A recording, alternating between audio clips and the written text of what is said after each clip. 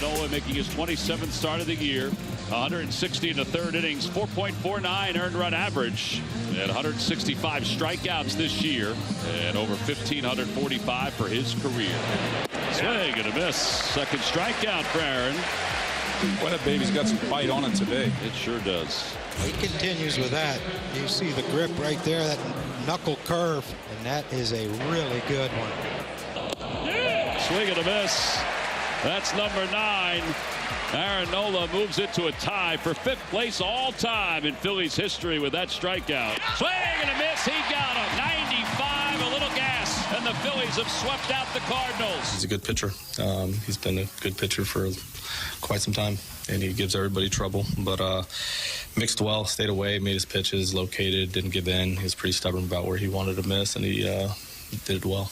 That was Ollie Marmol after the game yesterday. That audio courtesy of the Phillies TV network, alongside Alex Ferrario and Tanner Hendrickson. I'm Brandon Kiley. I'm Ron Burgundy. I'm Ron Burgundy. And Ferrario here on 101 ESPN. It is good to have Alex back in the saddle, and he does so as we saw the future Cardinals ace on the mound yesterday against our beloved Cardinals lineup. Alex, I'm going to let you have the first word on this. Normally, I give you my 2, 3, maybe 4-minute spiel on what we saw over the weekend. Not today. Alex, what'd you like about what we saw from Nola yesterday? I just find it fitting that I take a week off to just, reset my attitude and brain working with you guys for so long, and I come back the day after Aaron Nola pitches a gem against the Cardinals. Somebody planned that correctly for the Cardinals. The future ace was in action for St. Louis over the weekend. Now, here's what I love about him. One, you know exactly what he's going to give you. 7 or more innings of work. What did he do yesterday, BK? 7 innings. The other thing he's going to do, he is going to pitch with a little bit of pissed off attitude. How many strikeouts did he have yesterday, BK? He had 1, 2, 3, 4, 5, 6, 7, 8, 9. 9 of them. 9 strikeouts. And I forgot, against this powerful Cardinals offense that really is so consistent from start to finish, you know it's going to be dominant. Bleep on it, man. How many hits did they have yesterday? Get out of here. 1. They got one of them. Bleeping. Let me see. Let me see if I can find one. Oh, good. They got on base twice, my man. Oh, okay, good. Hey, over the last 2 days, 5 times. Look at this. 5 times they got on base. Look at this. Here's the thing. They with even scored a run. Oh, my God. 1. Oh, just total. Just one run. Not against Aaron Nola, though. Nope, that was not against Wheeler. Aaron Nola. Wheel dog. He's the worst out of the group of them. Here's the thing with Aaron Nola. It's very evident, and he was the guy that I've been picking every time we talk about the offseason desires. I don't care that you're paying for past history. I don't care that he's going to be 31 years old. What I do care about is every single game, whether he gets lit up or whether he doesn't, he's going to give you 6 or more innings. And what does this Cardinals team desperately need for their rotation? Somebody who is consistent. And that performance against your team over the weekend proved why Aaron Nola should be the #1 guy. Aaron Nola has started 27 games so far this season. How many times do you think he has gone at least 6 innings out of 27 appearances? I'm going to go, he's got 18. 23. 20. Oh, 20 Price is Right rules. Starts of at least 6 innings this year. And this is not one of those things. I know that people on the text line will be like, yeah, but Ollie would never allow him to do that. Well, if he was here, Ollie would take him out of the 4. Analytics, man. Yeah, I thought Ollie would have pulled him after 5 in that game. You know how many times he's thrown more than 100 pitches this season? More than 100 pitches. How many times? How many times? Has he thrown more than 100 pitches on the year? It's got to be 20 plus since he's done it. Well, he only threw 93, 95, so I don't know. I'm gonna stick with 20. I'll say 21. 9 times he's thrown more than 100 pitches. You know why? Because he's efficient.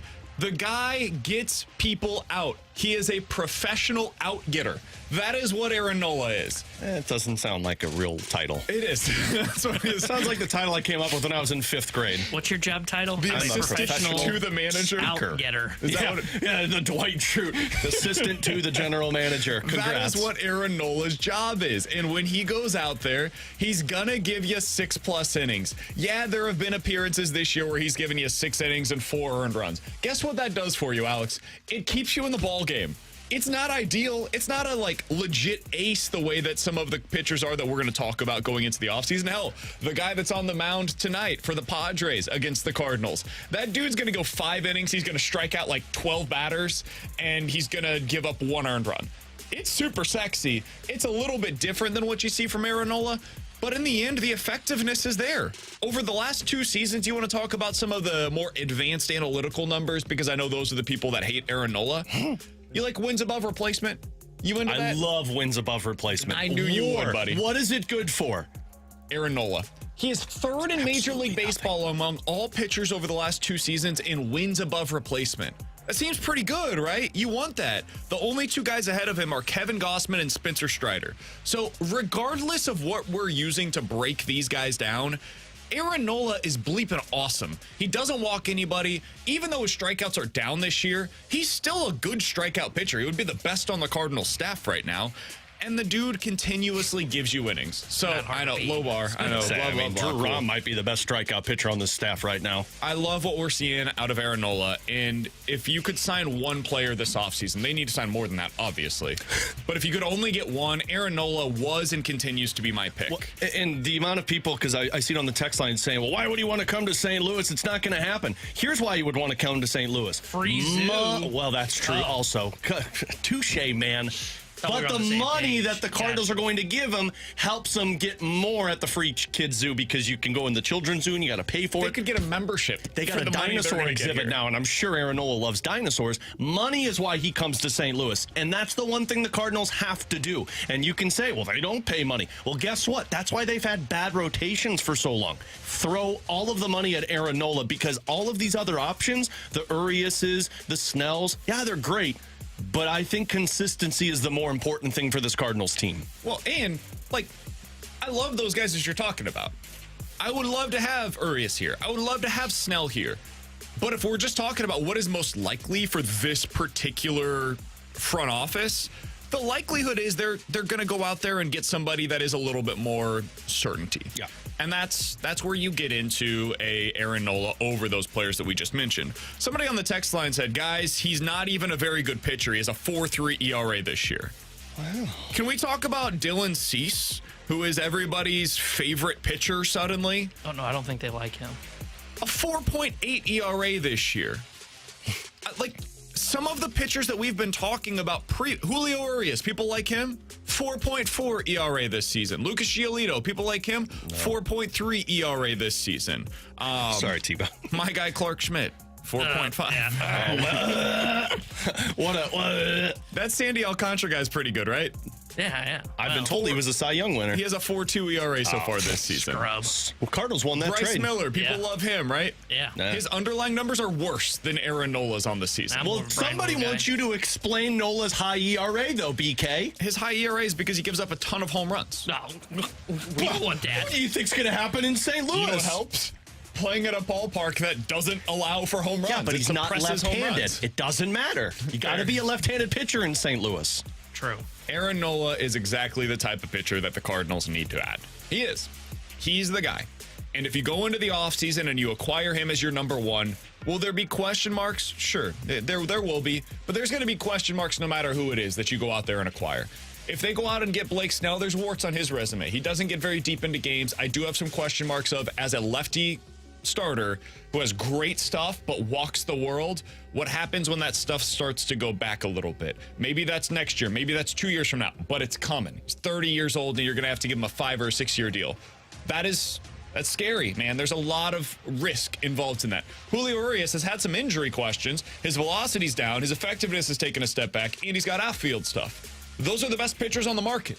And then there's Yoshi Yamamoto, who we'll talk about a little bit more later on today. Everybody loves this guy, right? Because we haven't seen him. We have not seen him fail in the big leagues. Well, nobody else has seen him fail in the big leagues either, and so there's going to be a massive price tag that comes along with a 25-year-old pitcher with a 1 ERA this year over in Japan. So are you willing to give 8 years at $25 million a year to that guy who we've never seen pitch to big league hitting, or would you rather go 6 at $25 a year for Aaron Nola? They're both scary. There's risk involved in any of these. Or if you don't like either of those, all right, now we're trading Nolan Gorman and Lars Nootbaar for Dylan Cease. no matter what route you go, because the Cardinals have failed in developing and drafting their own pitching, they've got to go out there and find it elsewhere. Yeah. Somebody on the text line, Alex, asked, why would the Phillies let Aaron Nola go? Because they're not desperate. They're not in the same position as you. They have internal pitching options. You saw what they have in Zach Wheeler. So if I'm the Phillies, hey, that's my ace. I'm not going to pay another $25 to $30 million a year guy at the age of 30. I'm not doing it. Yeah. They shouldn't do it, frankly.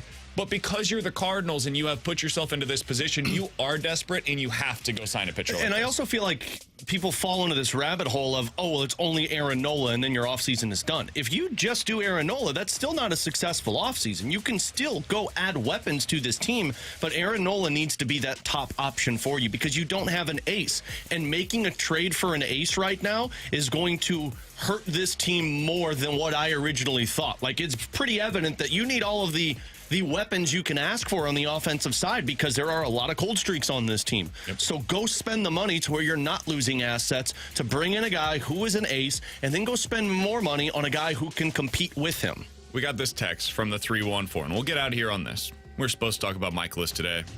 I don't care. Michaelis was bad over the weekend. From the 314. Guys, no other show on this station talks about Aaron Nola or Blake Snell as often as you do. Probably Blake Smell. Am I That's what I right? accidentally No, said. don't you put that bad juju on them. It's good to have Alex back. Probably because they're realistic and knowing that there isn't a chance in hell that the Cardinals will spend the money that is necessary. And if they are willing to spend that money, they will be outbid by a team that has more money to spend. You guys are the only ones that are going to waste the next 5 months. If these guys don't sign for 5 months, guys, whoa, this offseason's going to suck. It's going to be an awful offseason. I digress.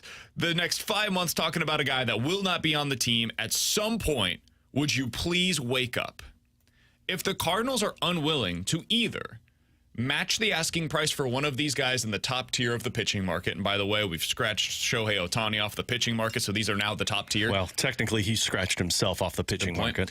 Zelbo scratched itself off of the pitching market. Nice. All right, we went too far where we were going. Nice. If the Cardinals are unwilling to match that asking price in dollars or to match the asking price in prospects / players for the trade options that are in this same ilk, then they have failed.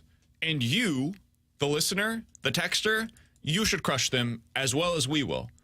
I can't do that right now because we haven't seen them fail. If we get to that place, I hope that we have earned the credibility, we have earned your trust, and that we will be critical of them. I'm not going to be critical of something that we haven't seen yet. And my belief, and maybe this is blind faith, my belief is that the Cardinals will go out there and do something this offseason that we have never seen them do before. That's where I'm at. Yeah. Because they have to do that. Yeah. I won't be critical, but I'll be skeptical. And I think everybody's skeptical right now. But there's a difference between skepticism and criticism. Save the criticism for the start of spring training when you don't have those types of pitchers on your team. Exactly. We'll save it for after these guys sign. If they sign elsewhere, I'll be critical. Well, but with the open mind of they could go out and trade for somebody. But I will be critical of them if they miss out on this entire top of the class. We can't be squinting here in December going, man, Paxton has a 1. Right. Wake up. Get the hell out of here, Wake up, sheeple. If they miss out on all of these guys, then they'll just go out there and they'll bring in Sonny Gray and say, here we go. Let's run her back. Yeah, that's Alex Ferrario. It's good to have him back. Reference? He's Tanner Hendrickson, and I'm Brandon Kiley. So. We've got 3 days with the 3 of us in studio, and then I'm out of here for the weekend No. Coming up next. I never get vacation. And then I'm off next week. It's wild time, boys. Yeah. Are you really? Yeah. All next week. Really? My wife's famous, so she's going to New York, so I'm daddy. Oh, really? Yeah. Call me daddy next week. I will not do that. Thank goodness you're not in studio next week then. Are you like on the show but from home? No. I thought he was out. I'm daddy. Yeah. Look at the vacation schedule, guys. You know I don't look at that. That's true. T-Bone never gets them, so he doesn't have to look. There's a schedule for that? Oh.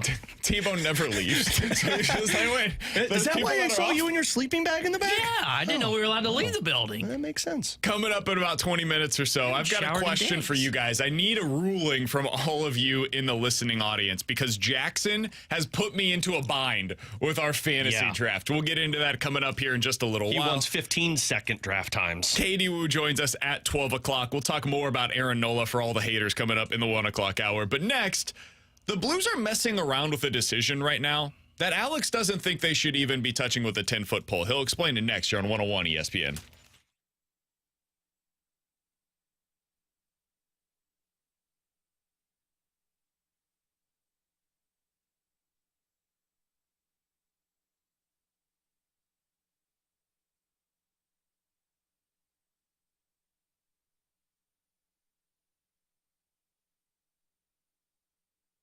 Alex Ferrario back with you, back from vacation, and when we drove home, it is a beautiful sight to pull into your driveway and see your freshly painted house. I say freshly painted. It was taken care of 2 years ago by Rhino Shield, but it looks brand new still, and that's the process that you get with Rhino Shield. Your home might look worn down right now. Maybe some water damage on the paint. Maybe the paint's just chipping off, some rust spots on the side, whether you have brick, whether you have siding, whether you have whatever you have.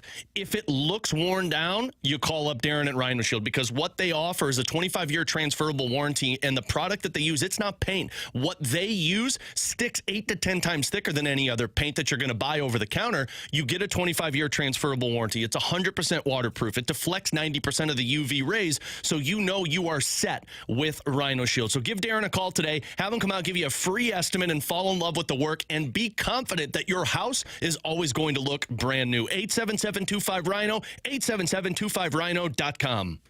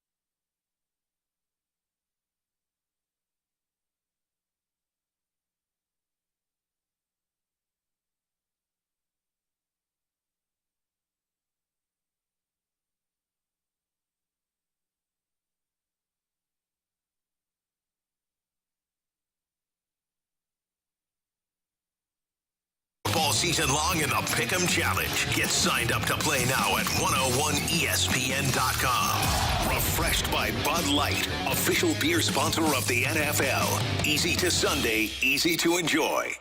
They are St. Louis. It's BK and Ferrario, live from the Car Shield studio on 101 ESPN.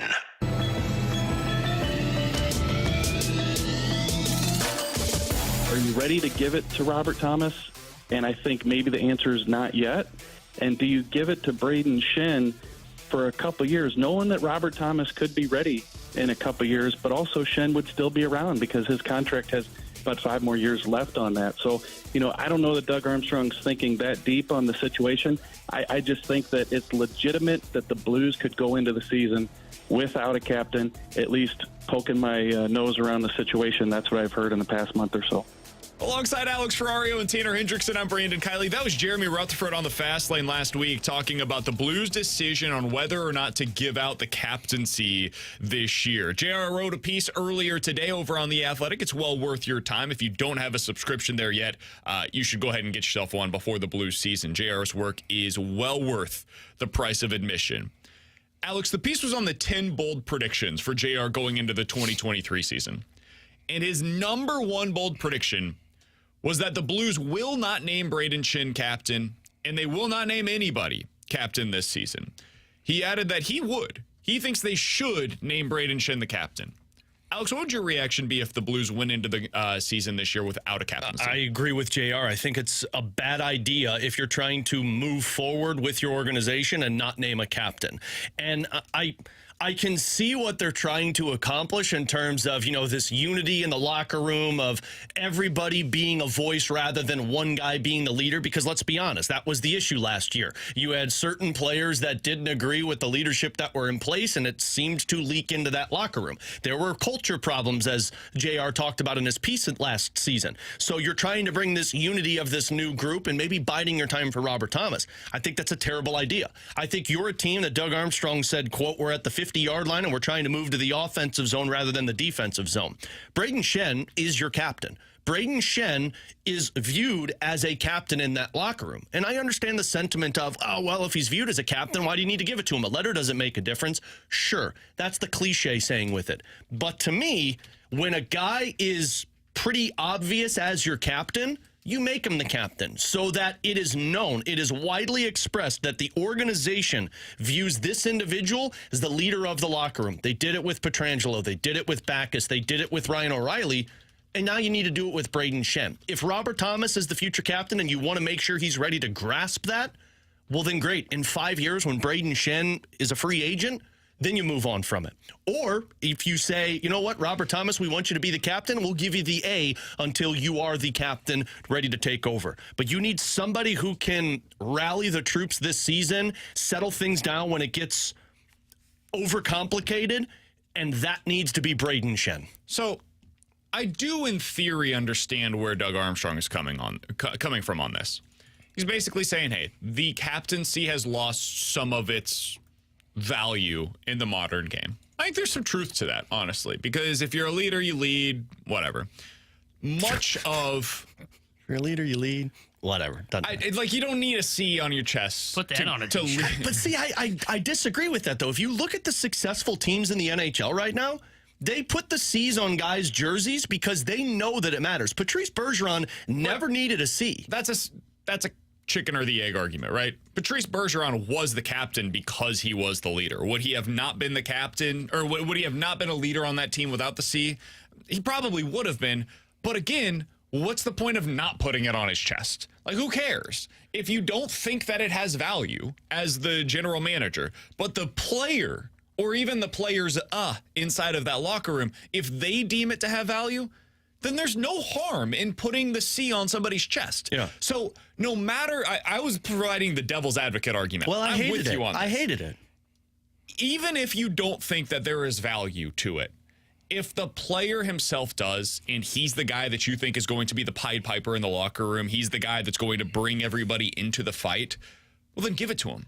Because there's almost zero drawback to the possibility, unless you think that your young guys, and I don't believe this, if you think your young guys are so soft that they'll be broken by the fact that somebody else that has more veteran standing on the team has a C over them. And if that's the case, you got a bigger problem on your hands than anything that was going to come from the captaincy. This is the part for me of why I think it needs to happen, and it's because of what you just said with your young players. Look at what last season was. When Alexei Toropchenko had to stand up and basically call out his entire team because nobody was willing to address the situation. And I know it's the part that doesn't matter of the game, but when things go bad, we remember Doug Armstrong's quote last season, like the snowball seems to continue to build and nobody on this team knows how to stop it. I think that's where the captain comes into play. And maybe this is where you don't need the C. Maybe I'm arguing with myself here. But for guys like Jake Neighbors, for guys like Alexei Toropchenko, for other young players that are coming into that locker room this season, and frankly for Thomas and Kyrou, who are still, quote-unquote, figuring it out, That's where Braden Shen comes into play. Because now it's not when a 3 or 4 or 5, 6 game losing streak builds up, everybody's looking around. Are you going to take control of this? Are you going to take control of this? Because nobody's really ready to grasp it. Whereas if Braden Shen's the captain, Braden Shen knows, I got to take this. I think there were too many times last year where everybody looked around the locker room and said, who's got this one? Yeah. Like because they expected O'Reilly to do it. Sure. And after a bad game, you're all looking around like, okay, you guys going to take care of this one? You guys got the media tonight? The truth is, that's the captain's job. Like, so much of what falls onto the captain's plate is just media appearances, doing stuff with the, like, specific media rights deals. So, like, ice stuff. No, nobody in the listening audience probably cares about this, but this is the truth of what that job entails. Ryan O'Reilly did a bunch of stuff where he just, like, voiced liners before the season. He would, like, go into a room and they would hand him copy, and for the next hour, he was just reading stuff. That's not the most glamorous thing in the world to do, but it's part of the role, and you take it on and you understand this is something that comes my way because of the C that is on my chest. Nobody wants to do that. Nobody wants to go do something that you're not technically paid to do, right? I'm going to spend the next hour of my life when I'm a professional hockey player, and this dude that makes $10 an hour is going to tell me what lines to read. Like that's what's happening for the next hour. Yeah. That sucks. It's not fun. It's not an enjoyable thing. But Ryan O'Reilly did it with a smile on his face. Always. Braden Shen is the same kind of way. And so that's the kind of thing that comes along with having the captaincy inside of that locker room. There's no question as to who's going to handle that responsibility. It's yours. If you don't have that role, is there somebody specific that's going to do it? Does it fall onto multiple different people? After a game, you suck, you lose that game 5-1. Who's answering the questions from the media? Who's making sure that those are fit? Yeah. Those are the kinds of things that it's just. And Braden Shen's the guy that answers those questions. Yeah. He's the guy that's happy to talk. He's the guy that's willing to do all of the things, like Jake Neighbors comes up to the NHL level. Who's he staying with? Braden Shen. Like, those are the kinds of things that he just takes care of without even a second thought, and that's what a captain's supposed to do. Justin Falk said it at the end of the season. There were younger guys on the team that didn't carry themselves professionally this year. Now we need people on this roster that are the central pieces of making sure that everybody carries themselves professionally, and that's what I believe the successful teams that have captains are able to accomplish. And some of them have been there for a long time, like Steven Stamkos and Patrice Bergeron, but also there are teams that just named captains that are hoping to get to that point. You know the list of teams that don't have captains? Anaheim, Arizona, Buffalo, you've got Vancouver, you've got Winnipeg. All of these teams are either rebuilding or they're about to blow it up. The Blues are trying to move north at the 50-yard line, according to Doug Armstrong, and you don't do that unless you have a central focal point that's a leader on your team. It's like our show. Somebody had to have their name come first. The BK comes before the Ferrario. Yeah, we had to have the symbolic nature of who comes first in line. Well, technically, if we're going last names. Well, think about Kylie, the previous show. Ferrario. Well, the B came first, though. Well, but we're not going first names. If the B comes first, the Alex comes first, so Alex would be in front. Your name is Ferrario on the show. Mine is BK, so the B came before the Ferrario. Previously, it wasn't alphabetical either, by the way. It was Ribs and BK. We all know who came first there. Well, that's just because that if you win for a fight for the naming rights, you wouldn't have come out alive. No, it would have been Rivers and Ferrario. That was one of those where Jamie called me, said, hey, what do you think for a name? I said, I don't know. What do you want to do? He said, I think Ribs and BK. I said, that sounds great. I think we should take this to a cage match. But dude, nobody would even pay for that. A cage match between us? Yeah, nobody would watch that. Let's just be honest. Though my name's not on the show, I am the captain. It would become a pillow fight between the two of us. We'll call it Superstar versus Half a Star. Coming up in 15 minutes, we'll get to questions and answers, including a current issue that's happening behind the scenes at 101 ESPN, and we got to decide if this person deserves to be kicked out or not. We'll talk about that coming up in about 15 minutes or so. But coming up next, there were two college football contenders over the weekend that gave us very different impressions. We'll tell you who they were, and I'm ready to get a swift kick to the nuts on Mizzou this year. We'll explain why coming up next here on 101 ESPN.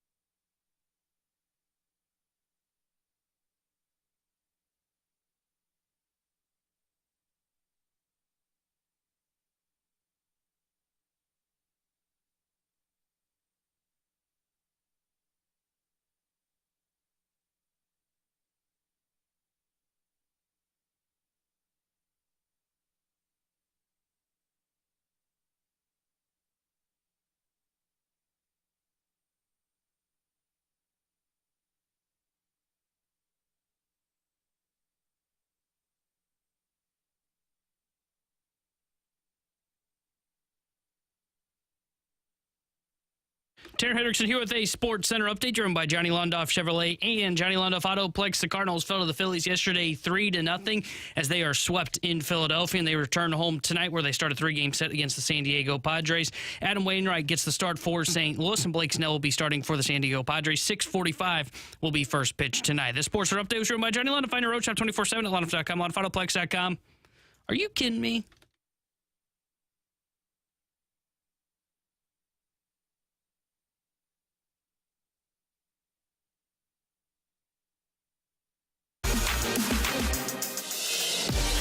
We saw two college football playoff contenders over the weekend. Both of them were very different in terms of the impression that we got from them. Alongside Alex Ferrario and Tanner Hendrickson, I'm Brandon Kiley. So USC beat San Jose State 56-28. Good evening, San Diego. I'm Ron Burgundy. It's been a rough start. It's a Monday. Went to a music festival over the weekend. Oh, that's why it's a rough week. Long weekend. Don't even realize that the concert took place, didn't you? So USC won 56-28. The offense looked amazing. They've got this freshman, Alex. I don't know how much of that game you were able to watch, but Zachariah Branch. Great name. He was legitimately unbelievable. Every time he touched the ball, I thought he was going to score. He had a couple of punt returns that were super impressive, had 4 catches for 58 yards and a touchdown. They're going to be amazing offensively this season, but that was never in doubt. We knew with Caleb Williams, they're going to put up a ton of points. Their defense allowed 28 points to San Jose State, dude. At some point, you got to be able to stop somebody. Well, it was a tune-up game, though. Yeah, sure it was. They have a schedule that is easy enough this year that they should get into like mid-October whenever they go up against Notre Dame, and they'll be undefeated. But when they go up against Notre Dame, who we also saw over the weekend, that defense is going to be a problem. Oh, yeah. And I don't know if Lincoln Riley is going to be able to get that thing right or not, but that is the number one concern from them going into the season. And week number 1, I guess week 0 technically, gave us 0 reason for optimism on the defensive side of the ball there. Yeah. The biggest question for Notre Dame, who I just mentioned is going to play USC in mid-October, was their offense. And those questions have been answered, at least thus far, in a game against Navy. Caveats all there. But Sam Hartman was awesome, dude. Looked as efficient as you could possibly ask for. This is the former Wake Forest quarterback who is one of the all-time leading passers in the ACC. Comes over in the offseason, transfers to Notre Dame. They think they've got their or at least this year, answer at the quarterback position now. And it certainly looked this weekend as if they're going to be a legitimate threat to make it to a college football playoff this year with him as the quarterback. So I didn't see the USC one. I was locked into the Notre Dame one because I had just got back from vacation, and that's the one that I turned on. And watching Sam Hartman perform, and again, I understand it's Navy and it's week 0. Like, we get it. It's also Notre Dame, though, and they haven't had a quarterback in a hot minute. And that's the part that got me. And they lost to Marshall last year. Like, exactly. Their quarterbacks have just not been good. Like, it's been the weakest point of their season. And I was listening to the broadcasters talk about it. I mean, Sam Hartman, they said, feels like he's been here for 4 years. They said he knows the offense. He knows where these players are going to be. The players are connecting with him. That was the missing link. I said last year going into the season that I was really excited about Notre Dame because I like Marcus Freeman. I think he's a really good coach. But I forgot that they need a quarterback to actually be good. It turns out that's important. That's important. Now that you've got Sam Hartman, who did that 4 touchdowns against Navy, yeah, I'm a little bit more on board with Notre Dame this season than what I was last year. Yeah, I really like what Hartman did, and I think he does make Notre Dame a legitimate contender for at least a conversation for the college football playoff. And look, they've got the schedule this year. There are times where you watch Notre Dame play, and it's like, okay, this schedule's pretty weak. I mean, this year the schedule will not be, and if they can work their way through this, where you're going to have Ohio State, Clemson, and USC. I mean, that's a gauntlet, but you've got the quarterback to help out now, and Sam Hartman, and I think they've got at least a legitimate shot now that they've solved the quarterback position. USC, I mean, I didn't think they were going to be a playoff team coming into the year because I really questioned the defense, and it just reaffirmed my stance after watching them this weekend. The defense is just too loose, and they're going to get exposed against the great quarterbacks that are in the Pac-12. But they play Bo Nix. They play Sam Hartman, as we just said. They're going to play, I'm drawing a blank on his name now, Penix at Washington. And they also have games against UCLA, which you never know what they'll be with Chip Kelly there. They're going to have Utah later on this season, and at that point, Cam Rising should be at 100%. Yeah, their final 6 games, 4 of those 6 are against all those quarterbacks that we just said. So they are going to have a tough time, and they're going to have to win games like they did last year when they took down UCLA, where they won like 107-100. Like, they're going to have to outscore their problems, and I think you've only got a limited ceiling in doing that, and that happened last year with USC. Somebody from the 636 said, guys, he was great at Wake Forest last year. Why are you so shocked that he was good on Saturday with Notre Dame? I'm not shocked that he was good, but for those of you that haven't watched Wake Forest, and I'm sure there's a lot, they're not a nationally renowned program by any stretch. Last time I watched them, they beat Mizzou. Yeah, they have a very specific offensive style. I remember that. They play this slow mesh, which basically means, Alex, it's an RPO style of an offense, but Sam Hartman basically walks to the line of scrimmage with the running back and then decides very late, based on what he's seeing from the defense, whether to give the ball to the running back or to pull it and then make a quick read, one step, and then boom, it's on the wide receiver. Going from that to playing in Lincoln Riley's system, which is still very quarterback friendly, to playing in a Notre Dame system that is still very quarterback friendly, is a significant adjustment. Mm-hmm. And I wasn't wondering if he was going to be good. I figured he would be. Can he be great? Because for Notre Dame to get to the college football playoff this year, to T-Bone's point on their schedule, he's going to have to be great. And we didn't know that going into Saturday. We still don't know that, frankly, coming off of a game against Navy. But he showed you the promise that you needed to see in order to believe that potential is there. Notre Dame is nobody's underdog. However, if they're going to be able to make the college football playoff, it's probably going to require something similar to what happened last year with TCU, where Duggan just became this Heisman-level quarterback, and that was what they needed in order to unlock the rest of the roster. That's what Notre Dame could have right now with Sam Hartman. So that's what we saw from them on Saturday. 2 teams that gave us very different impressions. USC for the bad with their defense. Notre Dame with the good with a quarterback who could maybe even unlock what the rest of that team's going to be. And real quick, Notre Dame may have to be better than what TCU was with their quarterback situation. Why? They don't have a conference championship game either to rely on. They have one less game to impress the college football playoff committee. So speaking of college football, Mizzou begins their season on Thursday night against South Dakota. Loss. Yep. They should be able to name their score on this one. So, Alex, over the weekend, I saw this tweet, and it made me feel the way that you guys are talking about right now. It genuinely made me feel like I'm going to get a swift kick to the groin.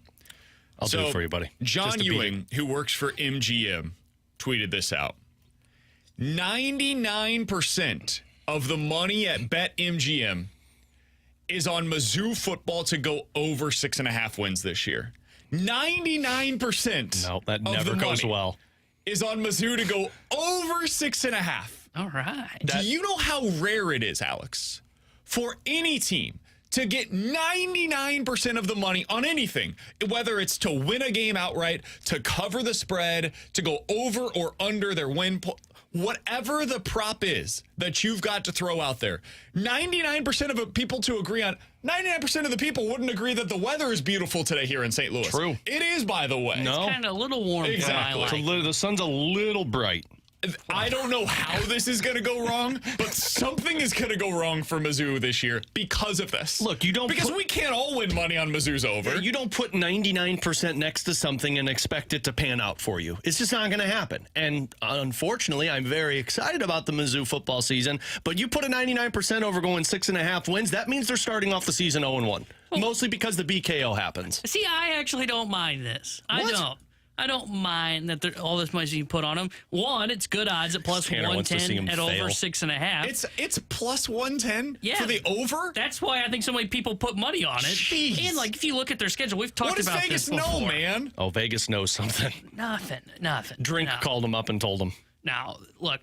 They should win 7 games this year. I know. Okay, I'm getting ready to pull up their schedule here because there's South a couple Dakota, here. can we agree? Win. Middle Tennessee. Win. Memphis. Win. Vandy, you guys saw them this weekend, right? Win. That's the correct response. Okay, good. Now let's get to the bottom of the schedule. Florida. should be a win That at home. stinks. Graham Mertz, you saw him at Wisconsin. Is it in the swamp or is it He's here, though? bad. It's here. It's here. Oh, yeah, that's a win. He's not terrible. a good quarterback. That's So their that should starter. be a win. And as this defense is as good as BK tells me, that should be a win. That's 5 that are locked in. Now you got to win 2 of the following. Yeah, but anybody that says 5 locked in, there's going to be a loss there. Shut your mouth. 2 more that you can get that are swing games. K-State, Loss. Kentucky, Win. South Carolina, Arkansas. Win 2 of those, and you've got 7. yeah, all You right. just got to go 50-50 in your swing games. That's not hard. Yeah, that's very hard for this team.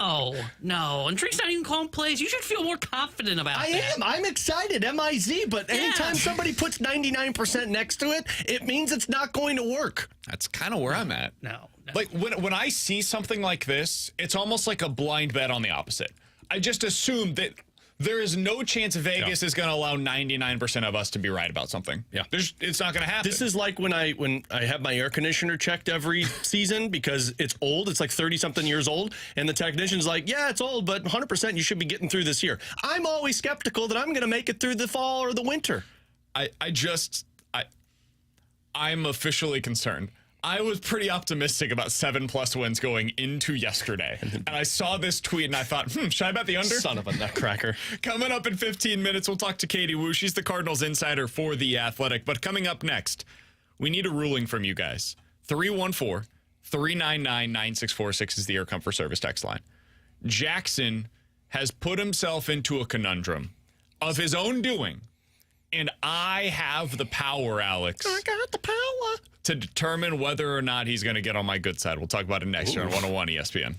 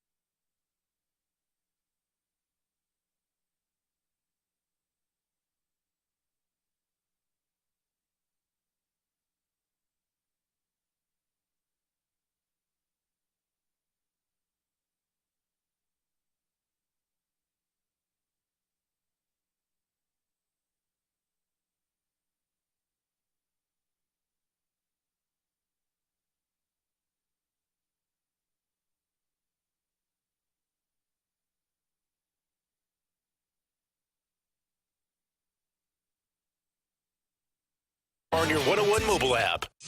We're right back to more of it. It's BK and Ferrario, live from the Car Shield studio on 101 ESPN. You've got questions, we may have the answers. Maybe. It's BK and Ferrario's questions and answers on 101 ESPN. 143999646 is the Air Comfort Service text line for questions and answers. So, guys, we've got a conundrum here at the station. I've already got a great storybook title for this. Lil Piddles Pickles. Lil Piddles Pickle. So, because he's in a pickle. We do an annual fantasy draft. Little pickle. Here at the station. Can't do that. A few years ago, it used to be Anthony Stalter's thing. He used to be the guy that was in charge of it. He would put it all together, and we'd kind of go through the season. Good to go, right? Well, Stalter has graduated from this. He has cheaper by the dozen at home, which means he no longer can be the commissioner of the Fantasy Football League. So after the pandemic, 2021 season, I took over as commissioner. And then this past year, I was continuing with my role as commissioner, and I screwed up the Fantasy League by giving us 30 seconds to pick. And almost did it again this year. I did almost do it again this year. I'm not going to lie to you. I didn't see it. Thank God whoever found that on the draft in our group text said it. So on August 2nd, I texted everybody that played with us last year and the new additions to the station within the past calendar year, which includes Brooke. Said, hey, wanted to let everybody know we're going to do the Fantasy League again this year. If you are in, please send me a text back. I will make sure that we have the number of spots that are necessary. I just want to get a general feel for how everybody's doing with this, right? So that was on August 2nd that I texted that out. We got half dozen responses to that. I sent another text to individuals that were in the league last year. Man, he individually went after him. And then I sent another text to the full group again to say if everybody wanted to do it. I didn't get a response back there too. See, look at this. Alex, who is this to? That looks like it's to BT, Jamie Rivers, Anthony Stalter, and Jackson Lil Piddles Burkett. Okay, so that was on August 15th. That was 2 weeks later. Then I finally decided, okay, so they're not going to be in it because two of them responded.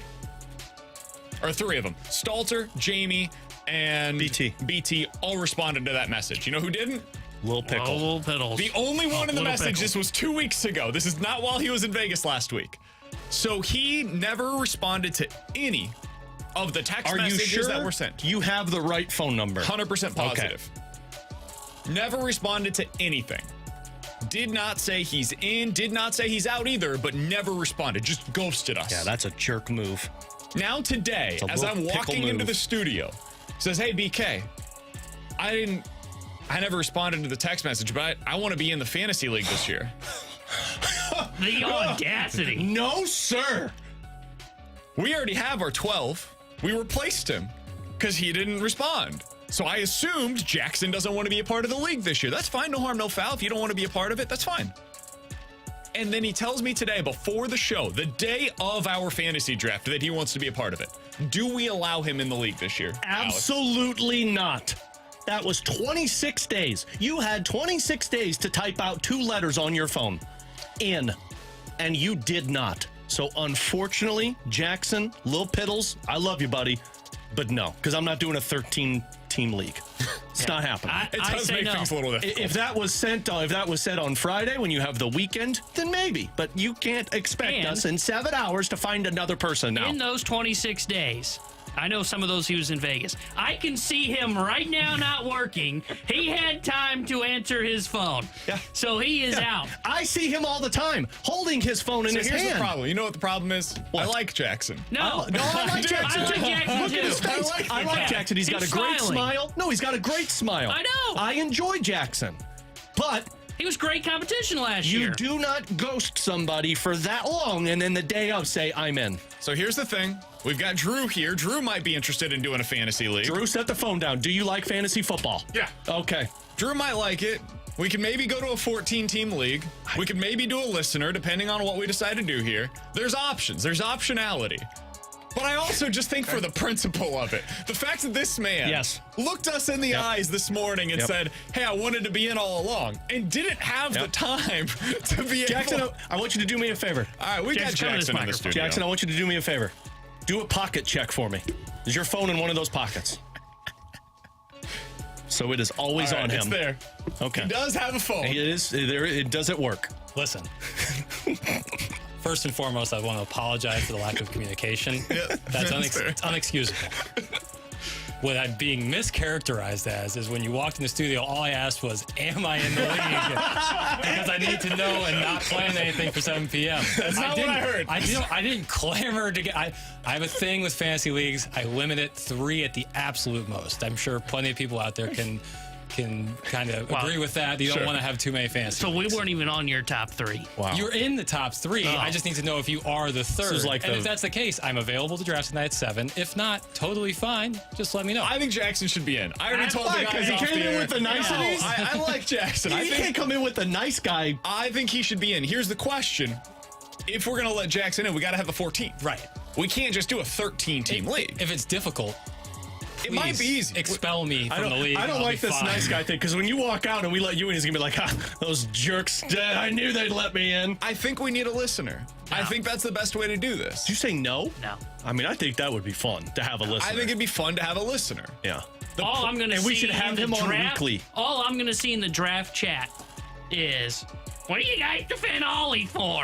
Oh, yeah, no. Why do you keep talking about Aaron Nola? They're not invited in the text chain. Marshy just texted me, said he could have my spot. Marshy! So it seems like people are really clamoring what to is be in this happening league right now? Yeah, I was going to say, it sounds like this league is so excited to be a part of it. Just quickly before I leave, I was the one person championing the 30 seconds in between picks. Don't say that, because I might have been influencing my decision to let you back in. I think it was great. I think people would take way too long sitting on their hands and just end up drafting Lamar Jackson anyways. So if you want me in, I'll be happy to be in. I can Venmo immediately. That'll be fine. If it's too much of a hassle and there's an odd number, just let me know and I won't be in it. I don't know how you feel about this. All right, again, I apologize for the communication problems. That's on me. Jackson, this is why I like you, buddy. We are you got a leaving great his smile. fate up to the listeners. Go to our fine. YouTube page, 101 ESPN STL. Vote on the poll. By the end of 2 o'clock today, Jackson's fate will be Now determined. Marshy wants out. Like, what's Marshy doing? Oh, Marshy's in. He already committed. I want him out too now. Piddle's out. Piddle's out. Thanks, buddy. All right, I like that Jackson's nice in. guy. I like that nice guy routine. Executive decision. I'm the commissioner. Yeah, but you suck as the commissioner. I'm out now. I'm like Rob out. He Manfred. can have my spot. I can determine He what can the have rules my are. spot. It's like operating before with the Rob game. Manfred. Remember in 2020 when Manfred was like, "Hey, DH, we've got it now." Can you just decide on the pitch clock, though? Can you tell us if it's 30 seconds or more? Well, we've got a pitch clock now. It's one of the best rule changes that's been in. We have a super flex league. We're gonna have 14 teams. And I think we're going to have a listener. I defended BK as commissioner last year. Now this is what I get. This You is finished terrible. first. Of course you defended him. I think we need to get a listener.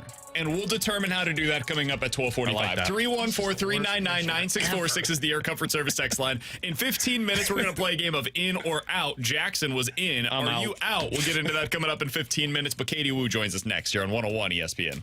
This week, the Fast Lane.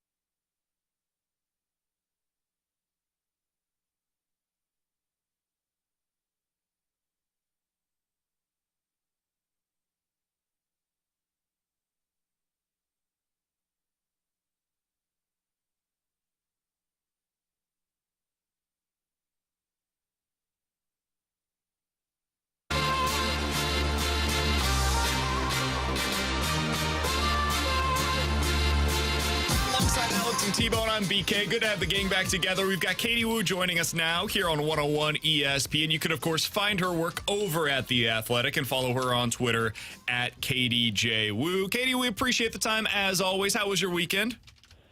Well, guys, I'm going to go out on a limb here and say it was better than the Cardinals weekend. What about you? Low bar to clear, but yeah, definitely better than what the Cardinals had going on there in Philadelphia. Hey, let's talk about the positive, though, Katie. We got to see the future Cardinals ace in action yesterday in Aaron Nola. What'd you think of him?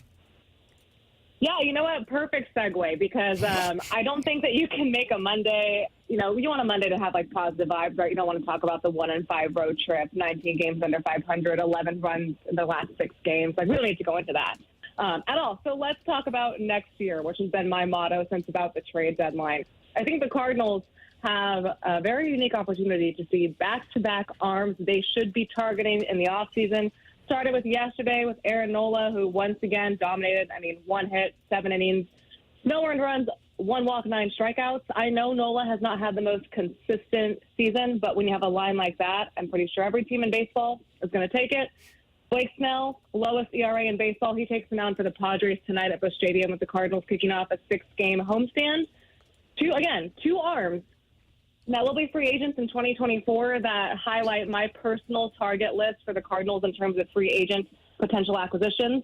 Not quite sure what Snell will give the Padres tonight, but certainly if you're looking for a storyline to watch these days, I'd look at the opposing starting pitching. Katie, I think we've got pushback from the text line, which shouldn't surprise you when we talked about Aaron Nola opening things up. And I'm one that personally believes Aaron Nola makes a massive difference on your team, more so than most of the other guys out there. The question is, how much of a difference, in your opinion, does he make to this Cardinals staff? I love the text line. Shout out, text line. Yeah, now we're saying no to Aaron Nola. Now we're saying Aaron Nola isn't good enough for the amount of money you're going to have to pay him. But that's just the product of the market, right? Free agency, especially starting pitching with how coveted arms are, they're always going to come at a price. You know what happens if you don't pay that price? You look at exactly what this season has, exactly what's transpired this year. So pick your poison. Either spend some money or you risk another historically bad season. I think Aaron Nola, no-brainer, absolutely makes your staff a lot better. I think Blake Snell makes your staff a lot better. I think Sonny Gray as well. But when you look at the Cardinals and you look at the main question mark coming into the season, we all know it was starting pitching. Wouldn't you feel as a fan so much better if you had a name like Aaron Nola at the top of your rotation? Yeah. Hell yeah. Of course you do. Brother. I love Aaron Nola. He's been my top target that I would like the Cardinals to go out there and acquire, just because, I love Blake Snell, don't get me wrong, Katie, but a lefty that relies heavily on stuff and walks the world, I don't know how that's going to age over the next 6 years. I hope well, but I don't know for sure that it will. You look at Urias, and he's had some injury issues, and he's had some off-field stuff. Aaron Nola is consistent as they come. The guy goes 6 innings, and I think it's 20 of his 27 starts this year. And, yeah, I understand he's giving up more runs, and specifically home runs, than what he has in previous years. But over the last 2 seasons, he's 3rd in Major League Baseball in wins above replacement among pitchers. So that seems like it'd be pretty good to me. I guess the question, though, is what do you think the cost is going to be there? Do you think it's going to be $25 to $30 million a year, or is it more than that? What do you think Aaron Nola is going to require the Cardinals to pay? I think it'll be more. Let's just look at a Cardinal signing in spring. Miles Mikolas, 2 years, $40 million.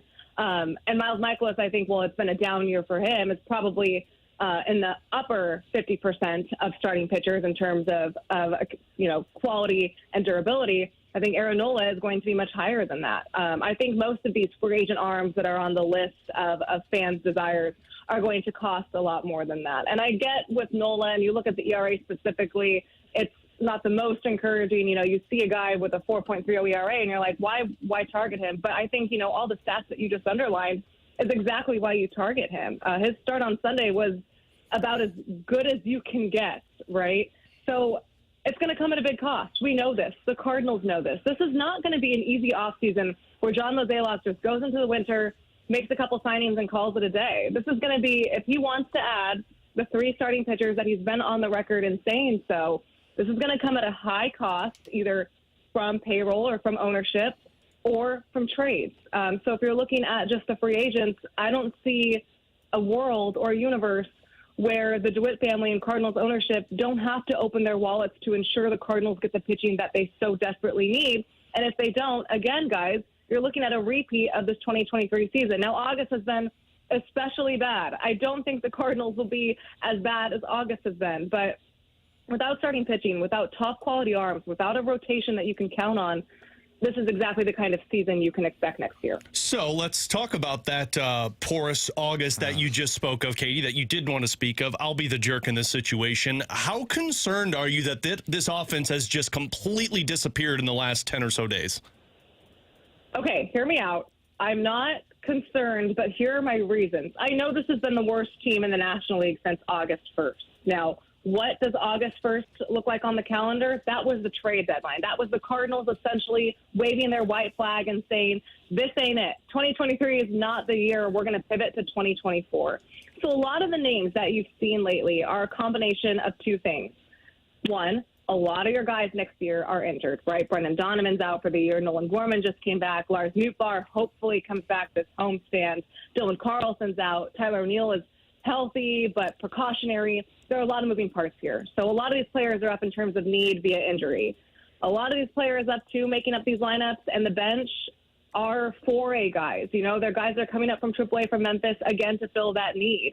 I'm not sure that, in fact, I can almost essentially guarantee you that the lineups that have been rolling out over the last 2 weeks will not be the lineups we see as early as spring training next year. So, yes, the offense, for as good as it's been up until this month, it's been pretty bad this year, or this month, obviously, should be a concern right now. I'm not concerned in the long-term future because the Cardinals are missing just so many key parts and because the guys making up the 13 or so position players right now, more or less, half of those guys won't be making up that same roster come next year. I'm with you in general, Katie. I do wonder, though, with Paul Goldschmidt specifically, we saw the struggles that he had in September of last year. It was just bad timing more than anything. I kind of wrote it off, and then it carried into October, and we knew 2 games, him and Nolan didn't hit, and that's the way the Cardinal season comes to an end. This year we're seeing something kind of similar, where down the stretch he has a lack of power right now, and in the month of August he's slugging .400. That is carried over from the month of July. Is there any level of concern about Goldie's lack of power that we've seen over the last couple of months? I wouldn't say concern. I would say some confusion. Obviously, the slugging is down. As you mentioned, he hasn't been the MVP caliber performance that he had last year. Of course, it is very, very difficult to win back-to-back MVPs. But I think it's safe to say Paul Goldschmidt offensively has not been what the Cardinals expected him to be or desire him to be. That's no knock on Goldschmidt. You look at his numbers and you'll still take him. But there are some underlying things to monitor going into the final month of the season. Again, I don't think there's concern. I do think, though, the slugging is one number that the Cardinals and Goldschmidt, too, probably are looking at and seeing what's going on here. But when you're going into next year, you know, I like to explain a lot of this away by simply just saying, oh, it's a bad year. And I know that that is not a legitimate explanation. But on my list of concerns for next year, Paul Goldschmidt is very, very low. Katie, one more question that I have, and we've seen this over the last few starts from Miles Mikolas. It hasn't been pretty for him. Did they make a mistake in locking Mikolas up in the offseason and not Jordan Montgomery? You know what? It surprised me not that they extended Miles Mikolas. I thought given what he did in 2022 and, you know, with Wainwright retiring and him having the longest tenure in the organization, that made sense to do. But it surprised me that the Cardinals did not explore a multi-year extension with Jordan Montgomery in spring training along the same time. They knew in March they were only had Steven Matz locked up under contract, and they knew after Miles they would only have 2 starters. So why not make it 3, right? They didn't do that. I wouldn't say they made a mistake, but they certainly had opportunities to doing so.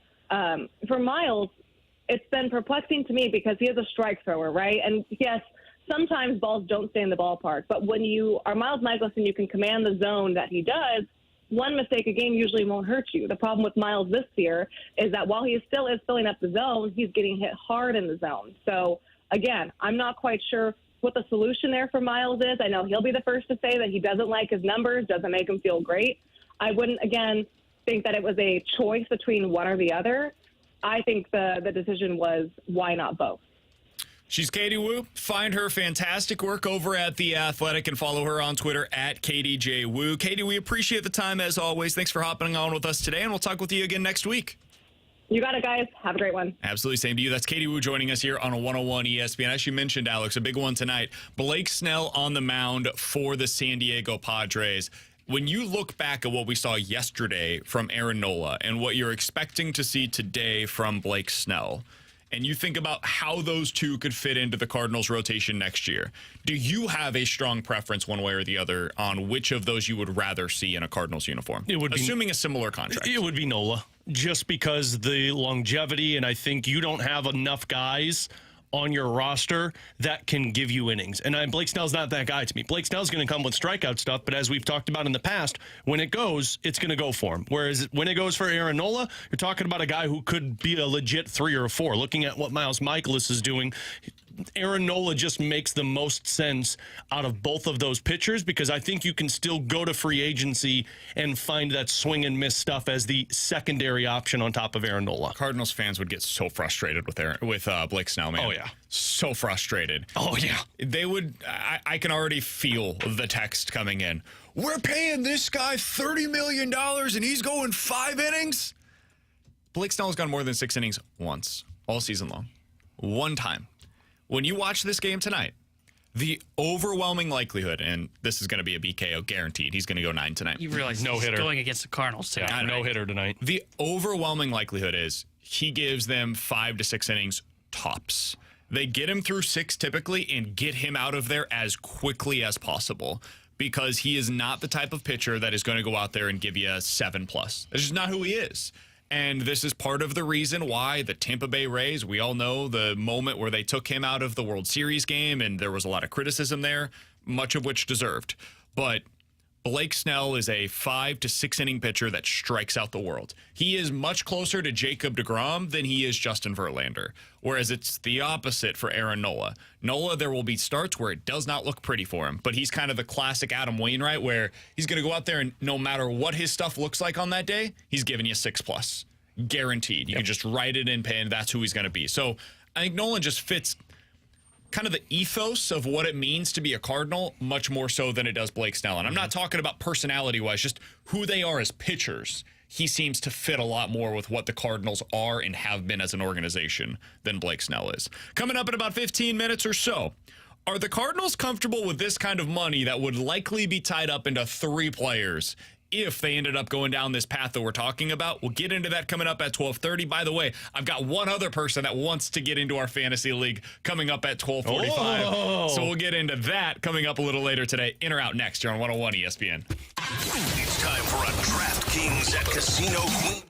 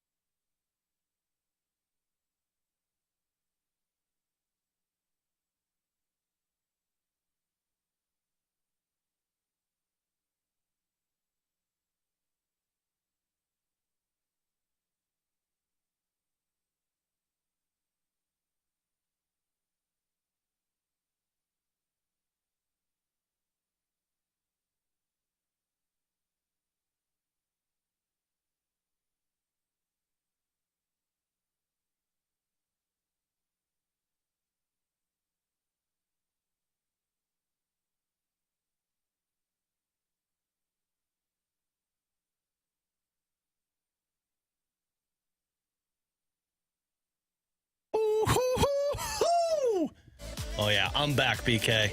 Officially back. He's over there meddling with the fantasy Yeah, he's football over here group letting still. more people in that didn't respond. Matt Rocchio also never responded He's to the trying to fantasy wreck text it. messages. He's trying to wreck it. Should we let the listeners in on why you said that? Because he looks like Wreck-It Ralph. I think it's pretty apparent if you watch YouTube, which you should go check out our YouTube page every single day at 101 ESPN STL. Specifically BK and Ferrario. I feel like this is very easy, guys. Yeah, it's a name. Yeah, it's lay the hammer down. Yeah. So all you got to do is say, I'm in. That's it. That's the only thing. 26 days. But I don't disagree with this part of the conversation at all. All three of us agree on that. This is like when my daughter continues to stand on tables, and I say, Adelaide, don't stand on that table. Adelaide, don't stand on that table. And the more she goes on it, the more I get frustrated. If she would just listen the first time, she won't get injured. If they would just respond to a text, they could be in. Jackson is very calm about it, and Jackson's like, hey, if I can't be in it, that's fine. I understand. You know why Matt Rocchio came out from the corners of the closet? Because he heard you let Jackson in. This is what happens. You are an enabler, BK. I might be. I very well may be. I'm also just a complete pushover. And because I like them and they seem like genuinely kind people who just made an honest text mistake. He sent, by the way? No, I didn't see it. He sends a text to the group that's already involved, right? That it says He yes. called him Wreck-It Ralph, too. Well, not only that. I'm gonna wreck it. He sends the text to the group that's already committed, that's probably paid their money, that's ready for the draft tonight. No. And says, yay or Haven't nay. paid, including one person. How many people haven't paid you? Unbelievable. More than You half the apparently- league. I was on vacation. I'll Okay, pay that's the man. a little fine. Being the commissioner of a fantasy league is not all it's cracked up But to here's be. here's my problem with this text that I just saw. He says, yay or nay, vote now. You know who's in the text? The guys that we're voting on. Yeah. You are an enabler. This. You are an enabler. I think the league should be on strike. You want to unionize? Yeah. All right, we're unionizing. It's over, BK. Randy, Fire you're out to- BK! yeah. Fire BK! Fire BK! You already tried this last year, and nobody else wants to take over. You know why? Because of this. I'll take over because I of would this. lay the hammer down. The draft would be set, and we would not be having a vote on them. Someone said Venmo doesn't work in Michigan. No, my phone was on airplane mode in Michigan. You, I don't understand. So, Alex Ferrario hasn't paid. Andrew Marsh hasn't paid. Carey hasn't paid. Randy always pays in cash. Stalter hasn't Smart paid. man. Clearly, the two people that are now going to be joining the league, they haven't paid. Anybody that gives me ish about paying, I see this man for 3 hours every day. He's going to get his money. I paid. Somebody said BK is all of a sudden going to have a 20-team league. Yeah. Hey, he's letting everybody in. He thinks We we're should the have a NBA couple in of the listeners, playoffs. too. We should do a 16-team fantasy league. I like I'm so leaving how this nobody fantasy responds to the league. group I want text my that money back. that nobody responded to the group text that was just sent, which I think is perfect. The fact that we're trying to let two people in that didn't respond for 26 days, and nobody is responding to this group message. Why is it so hard for people to just respond to a message? I'd like to point out that in that group message, I was the first one to say in when we started the group text. I know you were. I said the champ wants back in, so. Tim was very quick to respond. Yeah. Randy was very quick to respond. Brooke was very happy to get in. I think this is simple. Jackson I even said, singled out the people that never responded and said, in a separate group message, would you guys like to get in? I have not seen a response from you yet. And Jackson still did not respond. Rocchio still did not respond. and I know for a fact that Rocchio has his phone on him all the time. I know for a fact. Hunter on YouTube said, hell, there's 32 NFL teams. Just keep expanding. I'm telling you. Well, because we did 2 quarterbacks this year. We don't relocate in this league. We expand. I let everybody in. Jackson made it very clear. Let them both in. Oh my God! I want you guys to know that. I don't care what the text line says. I may never do this league again. I think I'm going to back out. I'm just not going to pay the money, and I won't draft tonight. 12 again. I want no, my you'll money be back. at 13 because you're letting 2 in. 314-399-9600. Let's start our own fantasy league. Yeah. Air Comfort Service text line. Come on, Stoltz. Donnie said yay too. Guys, come on. Yeah, because people are kind. Unlike the two of you jackals. I'm kind. Everybody else is kind. I'm kind to the people that follow the rules. Yeah. Somebody said do a 32-team keeper league. Just let it fly, boys. Tana, let's start our own league. It'll be a 2-person fantasy football league. I'll keep all the winnings, win or lose. Oh, you know what? Brooke made a good point. What if we get to choose where they pick in this year's draft? Because they were the last ones. Yeah, they don't pick in this year's draft. I just decided. How How am I the jerk here? They didn't respond. It changes everything for tonight. The day of the draft, when we have been planning a 12-team league, they say, "Oh, I'd like to be in." I bet if Army showed up to the NHL draft last year and they said, "Hey, Army, by the way, we just added 2 teams. Your pick got bumped down 2 spots. We got expansion leagues coming in 3 years." Same response as me. Army would lay the hammer down. He would jam the knife into the brain, twist it, and kill the opponents. I am not advertising for these 2 gentlemen to be killed. I'd like to make that very clear. He would do that. Hypothetically, their fantasy football team should be killed. All right, you guys done? No, because you can let them in. I am. In or out, boys? I hate this commission. I hate this league. I want my $50 back. Paul Goldschmidt. They should have to pay for somebody's. They should pay for the champions. This is why I didn't pay. And second place's fee. So me and Donnie are paid for by them. What if they pay for you and me? No. What? Yeah, they'll pay for us too. So they have to didn't even make the playoffs last year. Shut it. I was close. In or out, Paul Goldschmidt will be hitting outside of the top 4 next year for the Cardinals by the end of the season. This is just as ridiculous as adding 2 fantasy football teams. Yeah, this is come on, really? He's gonna be hitting 3rd next year. We all know that's second because he's gonna be viewed as an on-base guy rather than a slug guy. His speed's declining though, so he's still faster than Arnott. Got 10 stolen bases this year. I think he's second on the team in stolen bases, which is part of the problem for them. I'm out as well. Something worth keeping an eye on, though. I do think he's probably going to be hitting second. I'm with you, T-Bone. I think he's the guy that they're going to view as an on-base player. Alex? No, I don't. I think he's going to be hitting 3rd. I know. I was saying, Alex, would you like to give us an in or out?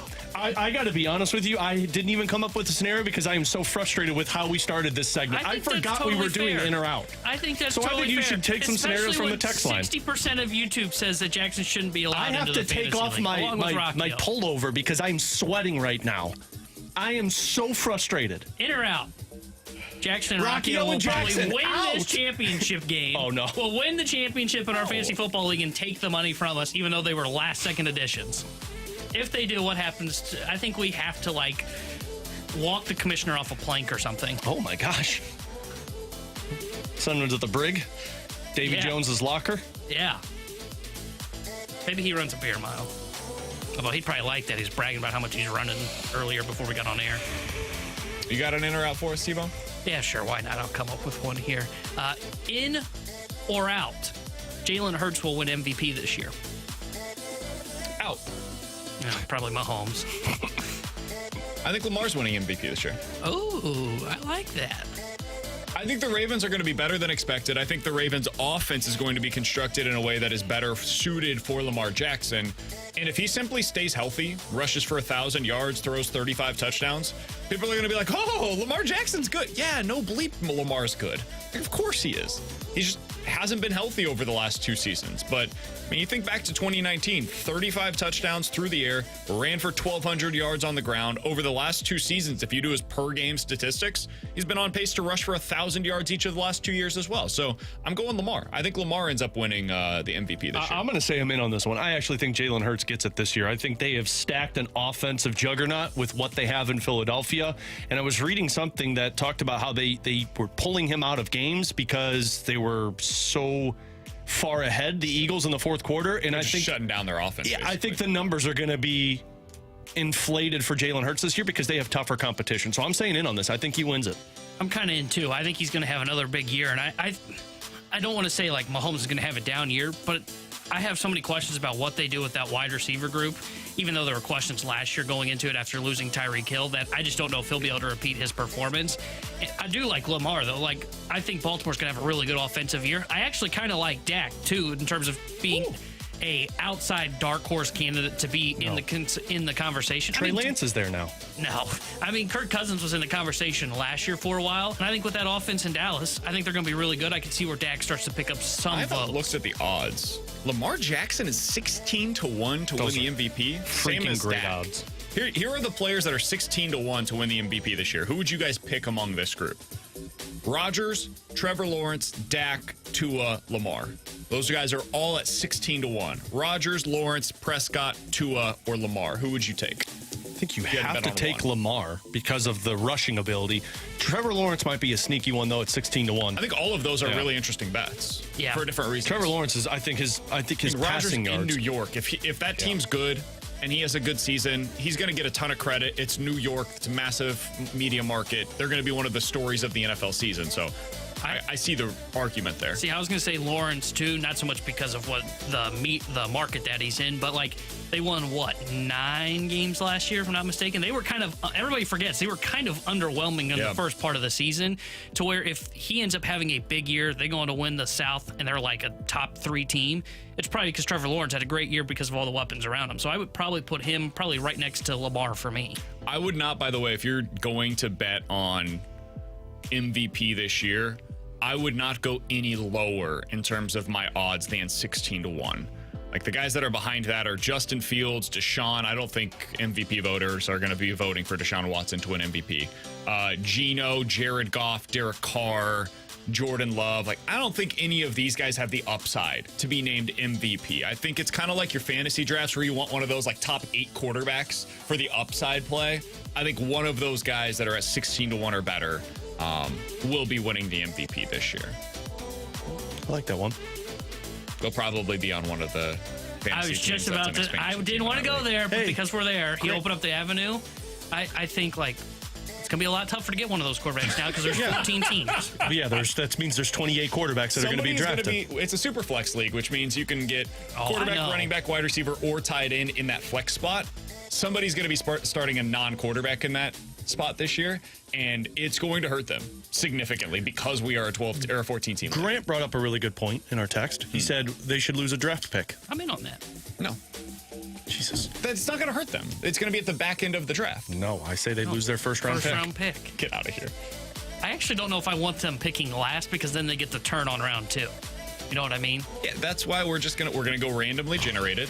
I'm gonna have Jamie Rivers come into our last segment. He's Text gonna pick line. names out of a hat, This and will we're gonna, be- for 14 separate names, determine where we're I'm picking. announcing today this will be my final year in the 101 league I'm as long announcing- as Brandon Murphy Kiley His name's is Murphy? I don't know Your what name's his Murphy? I don't know Michael, what- you were close there. I thought it was Oh, Adam. really? Yeah.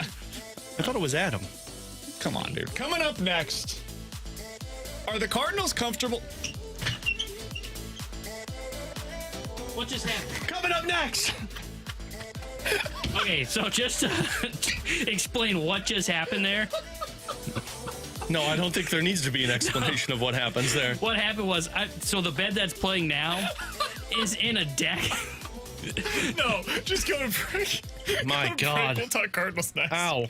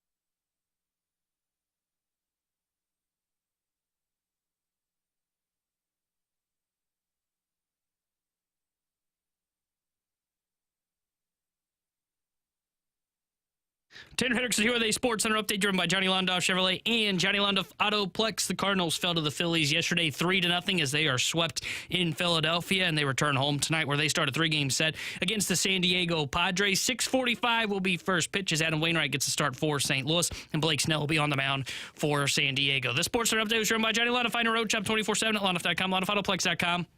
Are you kidding me?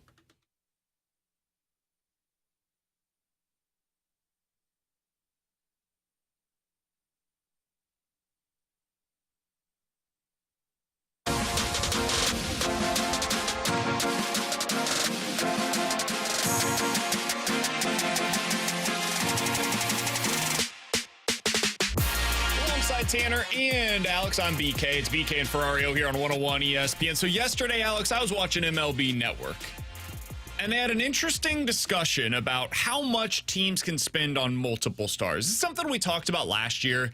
It was in regards to the shortstop market, where it was, hey, can the Cardinals really pay 3 guys more than $20 million on an AAV? And we all kind of came to the conclusion that, yeah, you can make it work. It's not easy, but there are teams that do it, and you could be a part of that category. It becomes much more difficult to do when we're talking about paying 3 pitchers $18+ million per year, on top of having a guy like Nolan Arenado and Paul Goldschmidt already on a long-term deal, and Wilson Contreras on a long-term deal, all of which are at $18+ million per year. So Brian Kinney had this to say about how teams around Major League Baseball have made it work with 3 stars on a significant high money deal. Here's what he had to say yesterday on MLB Network. What about the teams that go beyond that? That can lead to trouble, right? The Angels spend 16.7% on just Mike Trout. Between Trout, Ohtani, and Rendon, they spend 48% of their payroll on 3 guys. Almost half for 3 players. You have 23 more guys to pay with the other half. The Texas Rangers went on a spending spree. This year, gotten into playoff position right now. DeGrom, Corey Seager, Marcus Semien, 3 guys, also eating 48% of team payroll. That's not healthy. How many big players or aircraft carriers can you afford? There's an answer, and that answer is 3. Machado, Xander Bogaerts, Fernando Tatis combined take up nearly 1/3 of the Padres' payroll. 1/3 now is better than half, which is what we were talking about with the Angels and the Rangers. So 33% is the number that he thinks you should get to for your top 3 highest paid stars. Actually makes a lot of sense. That feels about right to me. Yeah. Here's the problem. The Cardinals can't really get there unless they significantly increase their payroll overall.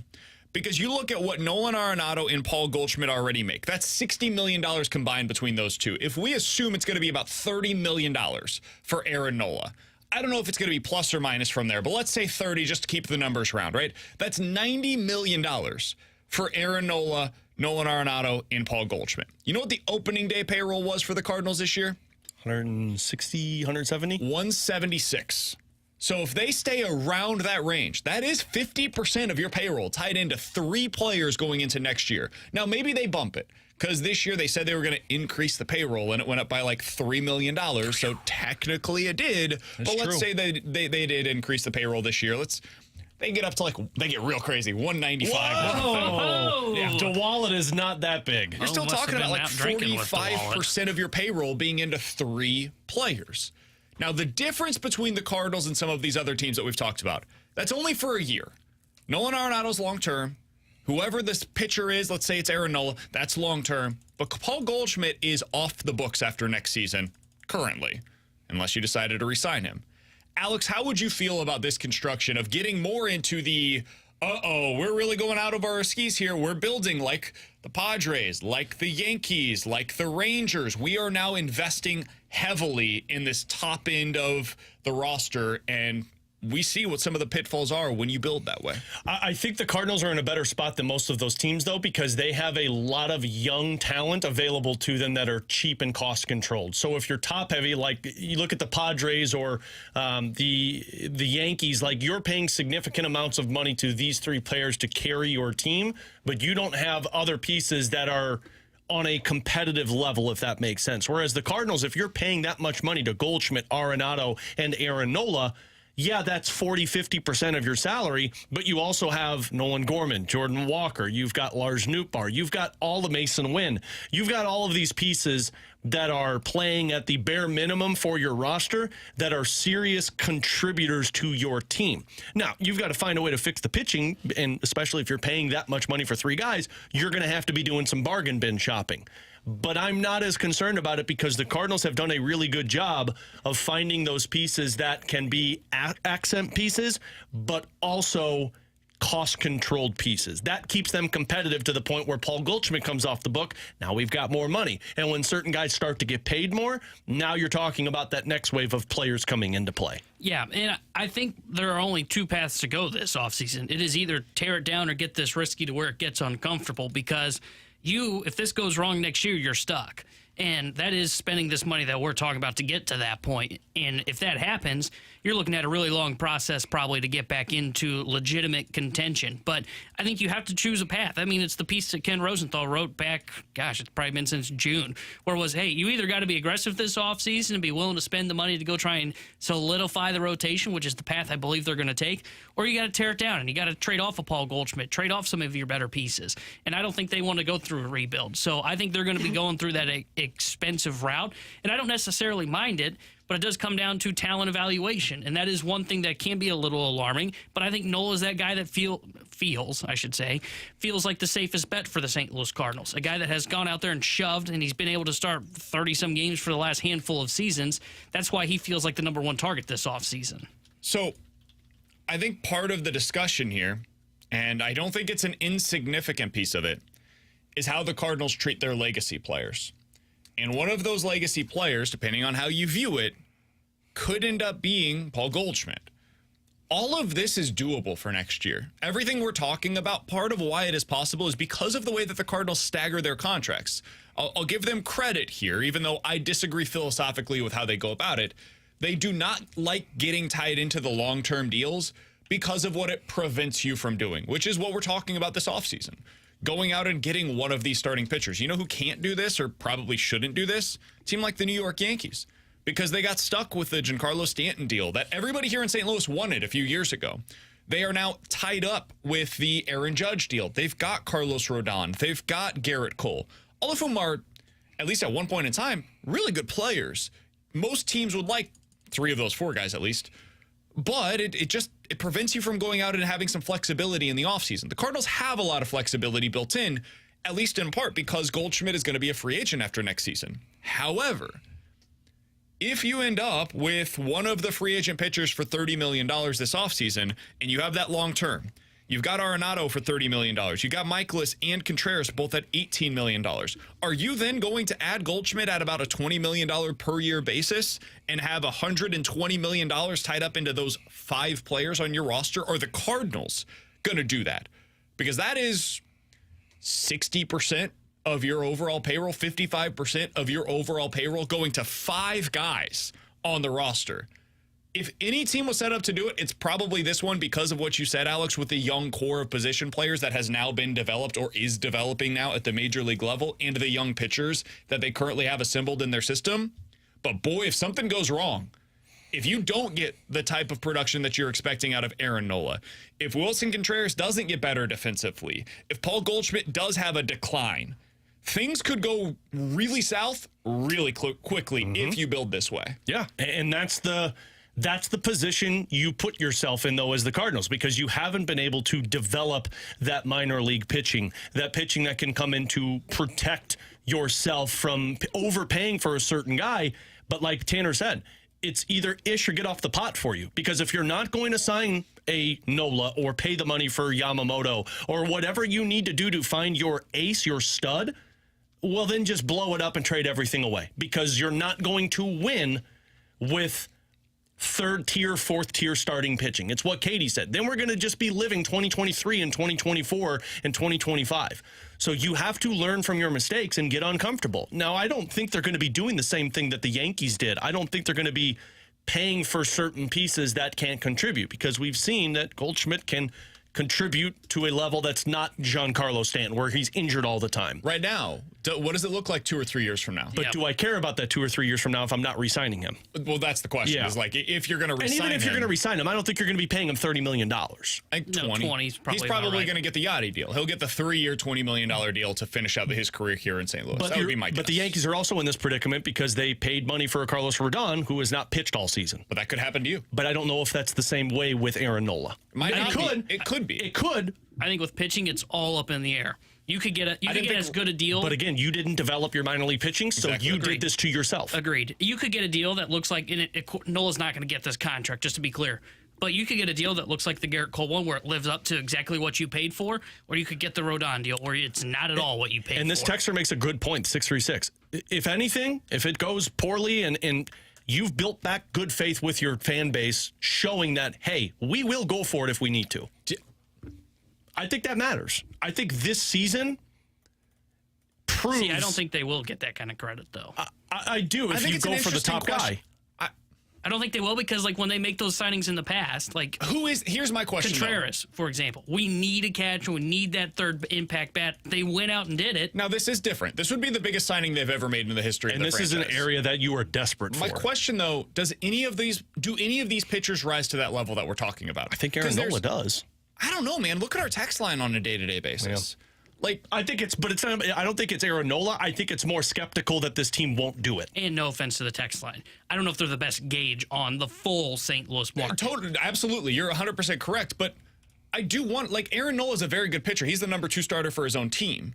Blake Snell, while very good, goes 5 innings most nights.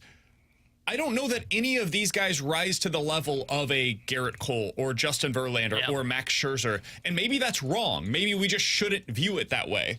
But I think there will be a decent segment of the fan base that says, oh, of course they signed Aaron Nola. He's on the back end of his career. He's the guy that's going to cost 5 years. He's proven all of this stuff. You paid for past production instead of projecting future profile. Like, I don't know how that's going to look. So I don't know that they can earn that benefit of the doubt that you're talking about, Alex. I think it all comes down to winning. I think the only way that Cardinals fans, the team, can get back into their good graces is if they go do this and it works. Yeah.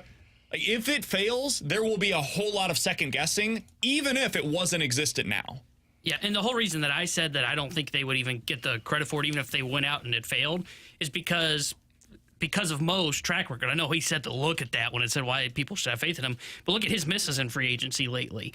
Missing, and I get it that this is different, and he's got to sign the biggest contract probably handed out in free agency in Cardinals history, which he just did with Contreras, and he's got to sign 3 starting pitchers.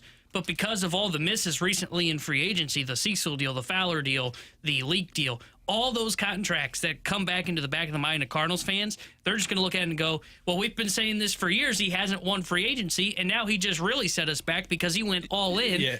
And now you're stuck with these contracts. Well, then you're talking out of both sides of your mouth. I don't think you are necessarily. You are, because this is the best pitcher available on the market. No, I'm not just talking Nola. I'm talking Nola and whatever else he signs this offseason. Because they're going to have to add a 2, and that 2 is going to get a decent contract too. Or that's where the trade comes in. And this is why we've talked about the trade. You have these assets, trade from them. Here's the thing. I am the biggest skeptic and negative person probably on the station about this Cardinals team. And just in general, but yeah. Yeah, probably. I'm a very negative guy, but it's almost blue season. So I will not shoot down John Mozeliak and company if they do this and it goes poorly. I don't think anybody should. Well, they will, but I don't think anybody should. But what I'm saying is the biggest skeptic of this team saying, oh, well, they just messed it up again. No, you didn't. It didn't work out in your favor, and you guess what? That's what you did to yourself by not developing the proper pitching, but at least you said, we've got to do something that we've never done before, and we went out and did it. Math's always in the critics' favor, and in this scenario, especially with the pitching that's available, if the Cardinals sign Blake Snell, it'll be, oh, they got a guy that can't get out of the 5th inning. If the Cardinals go sign Aaron Nola, it'll be, hey, they signed the guy that had a 4.5 ERA this year. This is basically signing Miles Michaelis, but to a $30 million contract extension. If they go get Yamamoto, oh, of course they got the guy from Japan because they didn't want to lose the qualifying offer pick, and they went the easy way out to get the guy that none of us have seen before. If they decide to go with Sonny Gray, you went with Sonny Gray, the little guy that can barely get out of the 5th inning. That's the guy that he couldn't even make it in New York. Failed up there. Every time he gets to September, he falls apart because he's tiny. no matter who they go out there and sign. If they go get Jordan Montgomery, well, why didn't you just extend him before the season? You had to wait until everybody else could pay him, and he got a bunch more money because of it. If they go get Jack, he's broken. If they get Giolito, this guy sucked when he went over to the Angels. Every pitcher has a but. Every single one that's on the market this offseason, and that's part of why they're going to the market this offseason. So it all comes down to, does it work? It's unfair. It's playing the results as opposed to playing the process, but their process stunk to getting to this place. And so I think it kind of is fair to judge them based on whether or not they get it right. You know why people are praising the Rangers this year? They got it right. That's all that matters. If you get it right, you end up winning. And if you win, people praise you. Mm-hmm. John Mozeliak earned the praise early in his tenure in St. Louis because they won. Bruce Bochy, he's winning the praise down in Texas right now because they're winning. The Braves, I'm going to say this, and I'm not knocking the guy because I think Snitker is a good manager. I don't know how great Snitker is as a manager because I think I could go out there and play the same lineup every day. Now, he does a really good job of managing the Eagles within that clubhouse, and they're an unbelievable baseball team, and they do all of the little things right. So I think he and his coaching staff do a very good job. But part of being the manager of the Braves and getting that credit is because that team is loaded from top to bottom. So ultimately, John Mozeliak's going to be judged this offseason, not by who he signs, not by the contract that he signs him to, not even based on how the overall offseason looks. Our text line will probably say, yeah, let me find out what this looks like on June 1st. And if this team's contending because of the moves that they made, then I'll give Mo his proper credit. Coming up next, we're diving into the junk drawer here on 101 ESPN.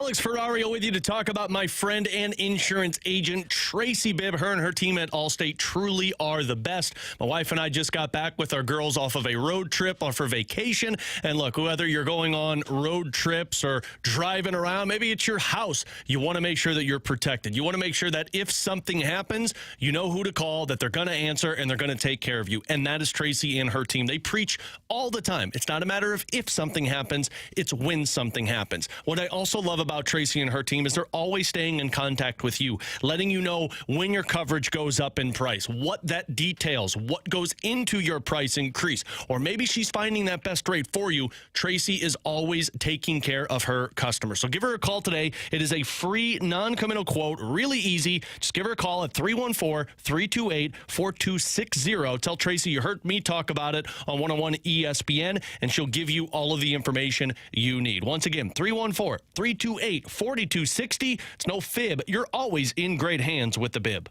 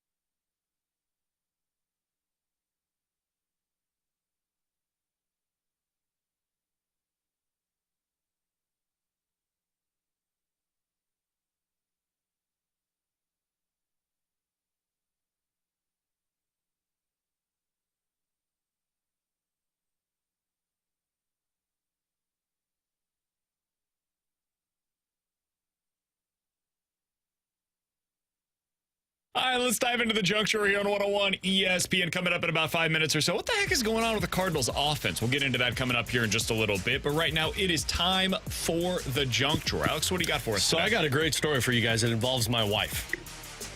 So, before we went on vacation, I emceed a silent auction or a live auction for a animal shelter that I do some work with. And so I was doing the live auction. They had a silent auction. My wife went with me. She didn't get to go last year. She went the year prior, but last year she had our baby girl, so we went this year together. So while I'm there, she's walking around checking out the silent auctions. I'm up at the podium, and she's putting her name down. Silent auction. Have some fun with it. Sure. And she did. And so Make Alex poor. Yeah, pretty much. Well, us poor.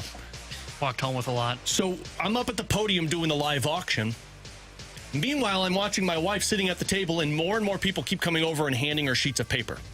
And I'm like, what the bleep is going on right now? Uh-oh. And so, like, at one point, I like where this is going. At one point, she did the, when you have a stack of papers, you have to stack them to put them together. Yeah. And I made eye contact with her, and her eyes bugged out of her head. And I'm like, oh my God. Anyway, I finished the auction. Everybody goes to get their stuff that they won, and she's standing in line. And she's not making eye contact with me when I walk over there. And I get up to her, and I go, what happened? And she goes, I don't want to talk about it. I go, what do you mean? We've got a brand new car. She's like, we paid a lot of money. I go, what's a lot of money? A lot. And I go, okay, seriously, stop this. She goes, I said, over $500? Yeah. And I'm like, oh my bleeping God. And so I don't want to say the amount that we paid. Let's just say it was a lot of money. It was a lot. Let's just say the entire backseat of my car. Tell me like a number without going over. $800. Okay. The entire R.I.P. to Bob Barker, by the way. Yeah, R.I.P. We were standing at the table of like giving all of the gifts, and like in my mind, I'm like, okay, look, it's a lot of money, but we'll figure it out. It's for charity. It's cool. They start handing us everything, and I'm like, what did we get? We got like a zoo membership, which is cool. Nice. I got a really cool painting. It's free, but I guess you pay for the membership. Would you be willing to give that up for Nola? Yeah, I would. Okay, yeah, I'll give it to him if he wants it. But here's the problem. A couple of the baskets we got, they were called mystery baskets. Oh, no. And she's like, well, they were mysteries. She's like, it could be anything. Yeah, that's true. We got home. You could have this boat, or you could have a mystery basket. It might even be a boat. It could be a boat. Wow, we got in the basket? We got home and we opened up this basket, and it was a basket full of cat toys. Oh, that's and guys, a win. we don't have cats. Oh. We don't like cats. So needless to say, we dropped a ton of money on baskets that we will not be using. So Christmas gifts are going to be taken care of for the next couple of years. Katie Wu has a cat. We could read this. Well, I will send Katie a great Christmas gift. But so I thought this was going a different direction. I wasn't quite. I thought you were like going on like a trip or something. Oh no! I wish your wife was raffling off you. Like, I thought this was not like a date, but like a night out with Alex Ferrario kind of a thing. We know that wouldn't be in that. I thought it's not going to go for a lot. I thought people were bidding on you, and I was like, I can't imagine anybody more uncomfortable with this scenario. You wanted to see how much money I could go for. I'd be like, yeah, I'd probably do that. No. Well, you've seen that before, right? Where like a night out, like hang out with me. I used to do the MDA fundraiser up in Kansas City, and they would have like the local TV broadcasters would be there, and they would auction off like a night out with the local weatherman, and it would go for like $1,500 or something. Or if somebody's like, hey, I don't even want to go out with them, just like get the money to MDA. Well, he said the dollar figure. I went, well, it's not hanging out with Ferrari. Like essentially what she did the Dwight Schrute moment in The Office, where he thought that a silent auction was outbidding everybody, and he was putting like the actual price on the items, and he was like getting everything. She had like 9 items at the end of the night. What was the best thing you got? It was really cool. This was the one that I put my name down for. Kind of tells Alex didn't tell this part of the story. No, it was a framed photo of the final game at Busch Stadium 2, and it had an Albert Pujols' last bat with his autograph on it. Nice. So that was like, I think I got that for, I don't even, it was like $300 or $400, so it was like worth it. But so in other words, you covered half of what? Yeah, but the other half was a mystery basket, which was a cat basket. The other one, I don't even remember what the other one was. Timeout. Yeah, let's not He's completely blaming blame his wife Katie. for his I'm not blaming wrongdoing. her. No, I'm not blaming her. She got some good things out of it. I just don't. She's like, well, I fucked. Can't wait for you to get home, buddy. She's like, she even said afterwards, she goes, You're I just sleeping on the assumed. couch. She's like, I just assumed we were going to With get your beat on all cat. of these, so I kept putting my name down all of them. And I'm like, well, we didn't get beat on all of them. People were like, nope, not outbidding this person. The last time that I went to, or the last trivia event that I went to that was for charity, they had a silent auction as well, and there was this life-sized Snoop Dogg character. Like Snoop Dogg or like an actual Snoop character? Dogg. It was the Snoop Dogg. Like a cutout? But it was a life-size, like, No, the cutout, character from Charlie basically. Brown. Huh? Wait, Charlie Brown or Snoop Dogg. Do you not know who Snoop Dogg no, is? I said Snoop Dogg or Snoop Dogg, and he went with option one, which was the dog from Charlie Brown. He's not called Snoop Dogg. He's called Snoopy. I'm not finishing this story. Oh, yeah, that's And right. he went for $500. Somebody paid $500 for a Snoop Dogg cutout. Yeah, I would probably do that too. Coming up next. You're sleeping on the couch with your cat. What the heck is going on my with cat this toys. Cardinals offense, and how concerned should we be with their lack of production? We'll talk about it next year on 101 ESPN.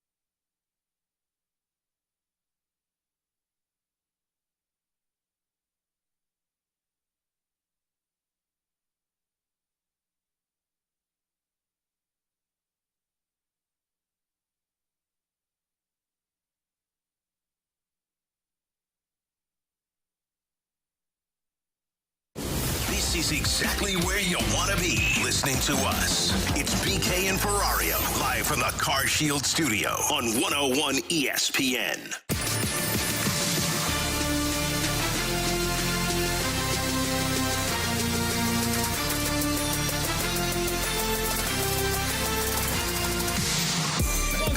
Alex and T-Bone on BK. Coming up in about 10 minutes or so, we'll talk to Scott Lauber. He writes about the Phillies for the Philadelphia Inquirer. Want to get his thoughts on Aaron Nola. And just a simple question, why haven't the Phillies negotiated a long-term deal with him? You have this guy available to you. He's going 6+ innings every fifth night. Why is he not going to be a member of the long-term plan for the Phillies? We'll talk to Scott Lauber about that coming up here in just a moment. But Alex, speaking of Aaron Nola, he shut down the Cardinals offense yesterday. Zach Wheeler shut down the Cardinals offense on Saturday. They have not been alone in that regard. The Cardinals have scored 2 or fewer runs in 8 of their last 11 games. They've scored 3 or fewer in 9 of the last 11.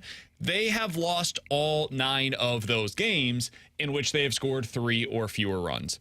If you look at the OPS for this team, the only 3 players that have an OPS above 725, which is not even a good OPS, since August 1st, is Tyler O'Neill, Andrew Kisner, and Alec Burleson. That's it. In a best-case scenario, all 3 of those guys should probably be backups for you. Tyler O'Neill should probably be a 4th outfielder. Same thing is true for Burleson. Kisner's your backup catcher.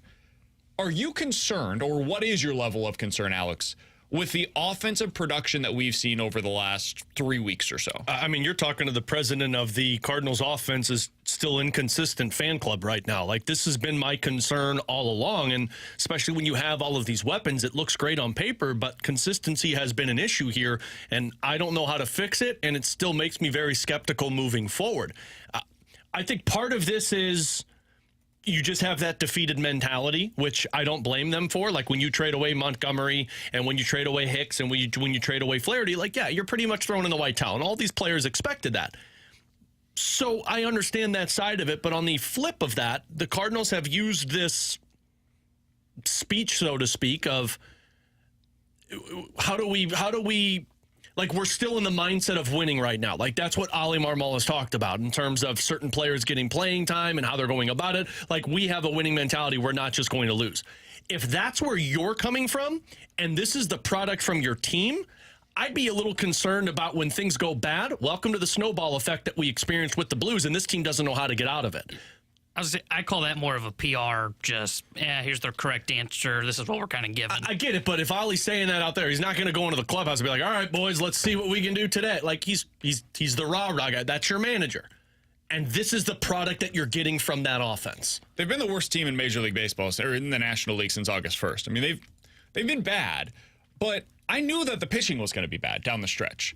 As much as we can talk about some of the players that have been out of the lineup lately, specifically with Donovan, Gorman was out for a while, but he is back now, and Lars Nootbaar as well. I mean, look at the lineup yesterday. If this had been the lineup, especially in the top 6 at any point in time during the course of the season, we would have been like, yeah, you're fine.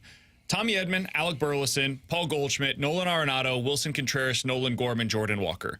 That's a more than capable lineup, 1 through 6. Now, you add Richie Palacios, or 1 through 7, and Taylor Motter as your 8-9. We had been interested, though, in what we had seen from Richie Palacios prior to yesterday. Mason Wynn not in the lineup yesterday. He was in the lineup the day before. I don't think this is a lineup that should be performing the way that it has been. And I understand against Aaron Nola or Zach Wheeler, dude, those guys are studs. It is what it is. Today against Blake Snell is what it is. It's probably not going to go super well for you. But can you get to Lugo? Can you do something against Yu Darvish? When you go up against Pittsburgh, could you guys get something going against, I don't know, Johan Oviedo? That's where it does start getting to the place where it's like, man, this is getting a little over what I could have possibly expected it to be in terms of the bad nature of the offense. I hate to say this, but it feels like there is some, to your point of them kind of, they know it's done, it's more dog days of summer. There feels like there's some complacency, and what I mean by that is, a lot of guys in this lineup know they got a job next year. And a lot of guys, like the guys you said that are playing really well, Kisner, trade bait. You look at Palacios playing for a true job. Yep. You mentioned Burleson trying to prove trade bait, but also trying to prove a part of what his role is. The guys that have really struggled, and like Goldie Arenado, like I think for them it's just one of those cold streaks. Goldie a little bit more concerned. And I think Arenado's hurt. I think Goldie's, Arenado is hurt. We know Arenado's dealing with the back issue, but I think there is some to the conversation of, hey, some of these guys, they know their job's secure. Like, when we talk about teams that are rebuilding, that are trying to lose. Like you look at the Royals, for example, right now. A lot of those guys that are on that roster, man, they're trying to prove either A, I belong in the big leagues, or B, I'm a part of this core moving forward for Kansas City. A lot of those guys already know their future here in St. I Louis. see it look a little better. I agree. I'm not even talking about necessarily like the runs anymore. The at-bats. How about some competitiveness is what I'm looking for. And stop losing by 7 runs a night. Yeah, I don't want to turn the game off in the 5th. It sucks. But that's the problem for me right now. Like I want, and I know you're out of it. I know you're not making the playoffs. I know you traded everybody away, but there still needs to be some type of gumption in your lineup right now of like, yeah, we're not going down without a fight. And it just feels like it's a group of defeated individuals that say, well, this is a lost season. Let's just get to the finish line. He's Alex Ferrario. That's Tanner Hendrickson. I'm Brandon Kiley. Aaron Nola was the latest pitcher to shut down the Cardinals. Is he legitimately going to hit the market this offseason? And if so, why? Why didn't the Phillies extend him? We'll talk to Scott Lauber, who writes about the Phillies for the Philadelphia Inquirer next year on 101 ESPN.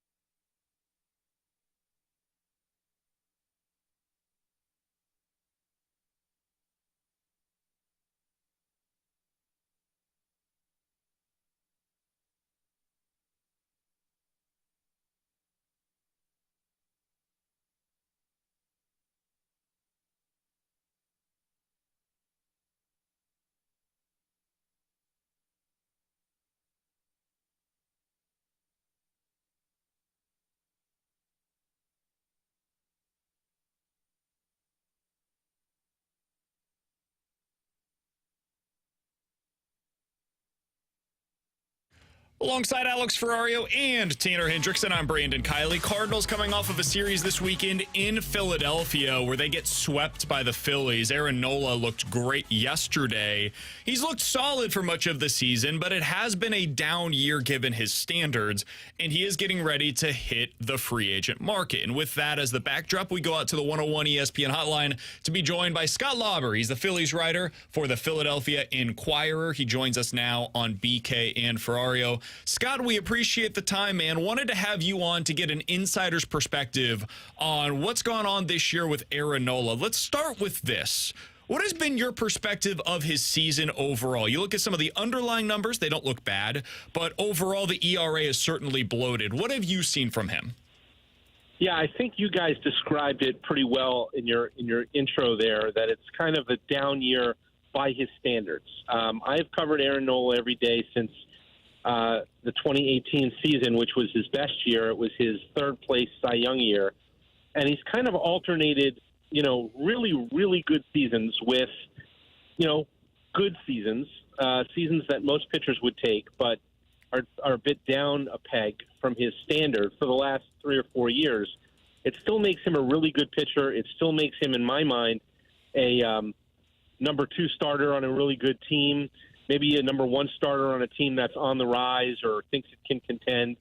But Wheeler and Nola have been really a really great 1-2 punch for the Phillies for the last couple of years, and it has been kind of a down year for him. Now, there are a lot of reasons why, and when I say that, there are a lot of reasons why, and it's also been hard for Aaron himself to pinpoint exactly why. He's given up more home runs than he's used to. He's walked more guys than he's used to.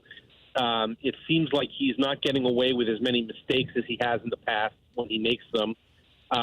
And some of that, I think, just has to do with the fact that the kind of pitcher that he is. He's not an overpowering guy. He's not going to throw, a 97 or 98 mile an hour fastball by guys and overpower with velocity.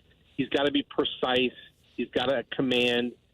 For the most part, over the years, he has commanded very, very well. It's been probably a tick off this year, and so he's gotten hit a little bit more often. But again, I think Nola's biggest strength, and I'm sure we'll talk about this, is his durability. He posts every 5 games. He starts 31, 32 games a year. He's made more starts and I believe pitched more innings than anyone since 2018.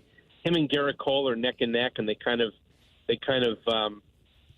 passing one another with each time each guy starts. But that's pretty good company to be in when you're in a class with Garrett Cole.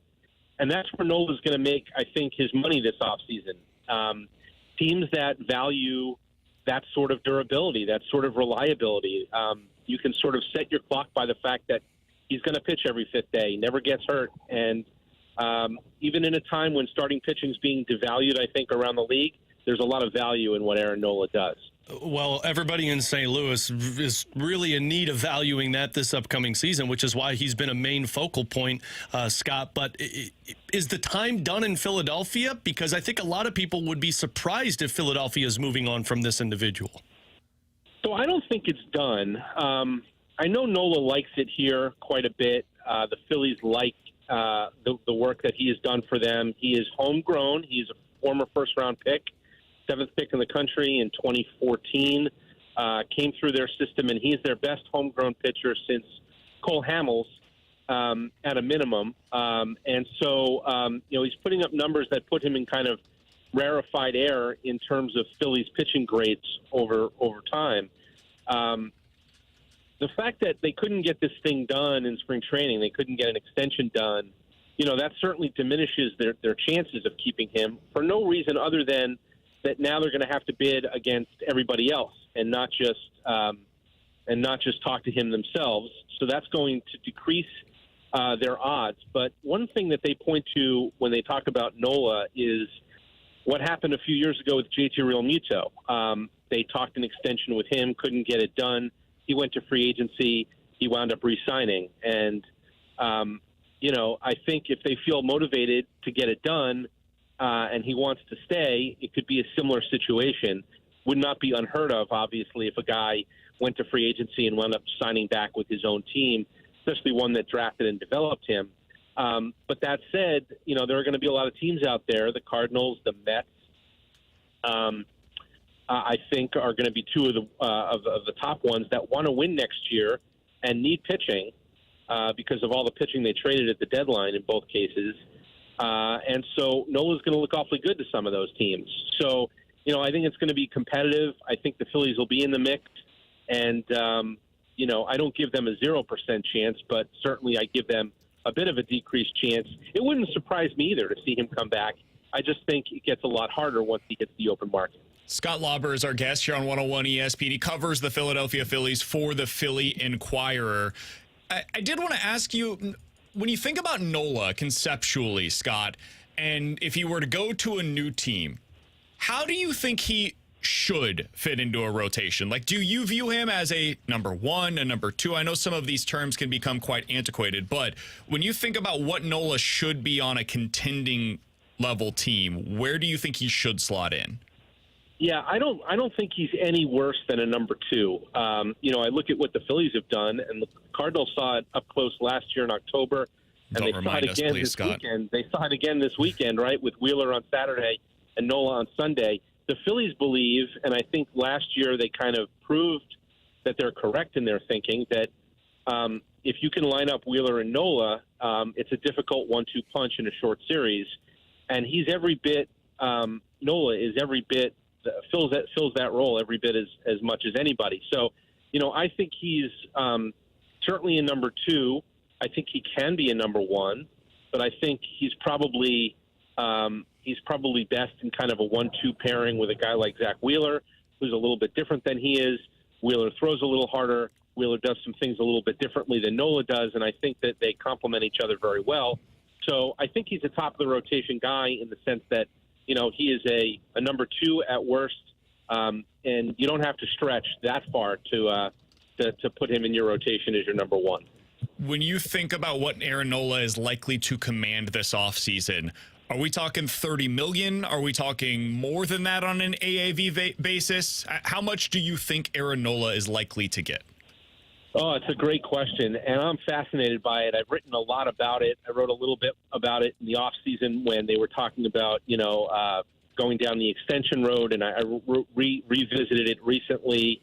I don't think he's a $30 million a year guy because those guys are, usually have a Cy Young attached to their name or, have a little bit more of a surefire number one than Nola is. I do wonder whether the Carlos Rodon contract last year kind of pushed everything up because, to me, there are classes, right? There's your $30 million per year class.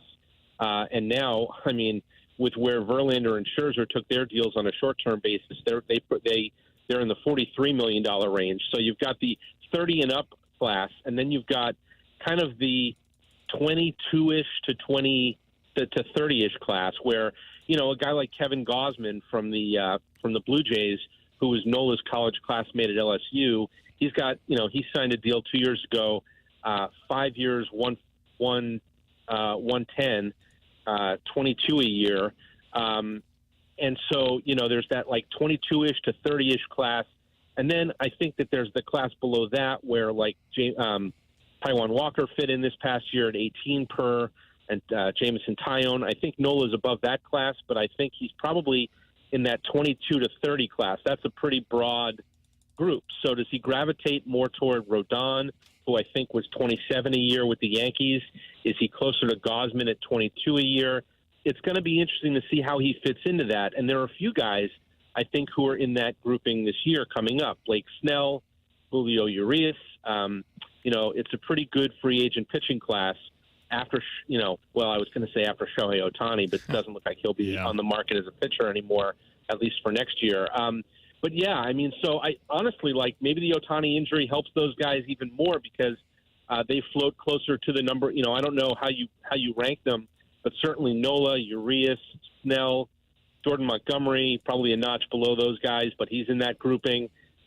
So there's a pitcher in Japan who's very highly thought of, Yamamoto. So, there's going to be some competition for really good starting pitching. And I think that any of them could fit into that sort of 22 to 25 or 25 to 27 million per year range. Scott, we'll get you out of here on this. How do Phillies fans view Aaron Nola? What's his legacy there if this is the final season of him in Philly? That's a great question. So my view of how Phillies fans view him sure. is I honestly think that he's underappreciated in some aspects here. I don't think he feels that way. It's just my perception of it, and I don't know why. I mean, normally, so I've worked in Philadelphia, I worked in Boston, I'm back in Philadelphia. It's my second stint here. And normally, most places I go, most teams that I'm around, most cities that I go to, the homegrown guys kind of get a little bit more of a, I don't want to say a pass, but maybe more preferential treatment because, hey, they're one of us, right? We drafted them. We grew them, So, maybe those guys can struggle a bit more and get a little bit of a pass, whereas the guy who comes in via free agency, the expectations are a little higher and there's a little bit less of that sort of tolerance for struggle. Here, it seems like it's always been the opposite to me, whether it's Nola or Rhys Hoskins.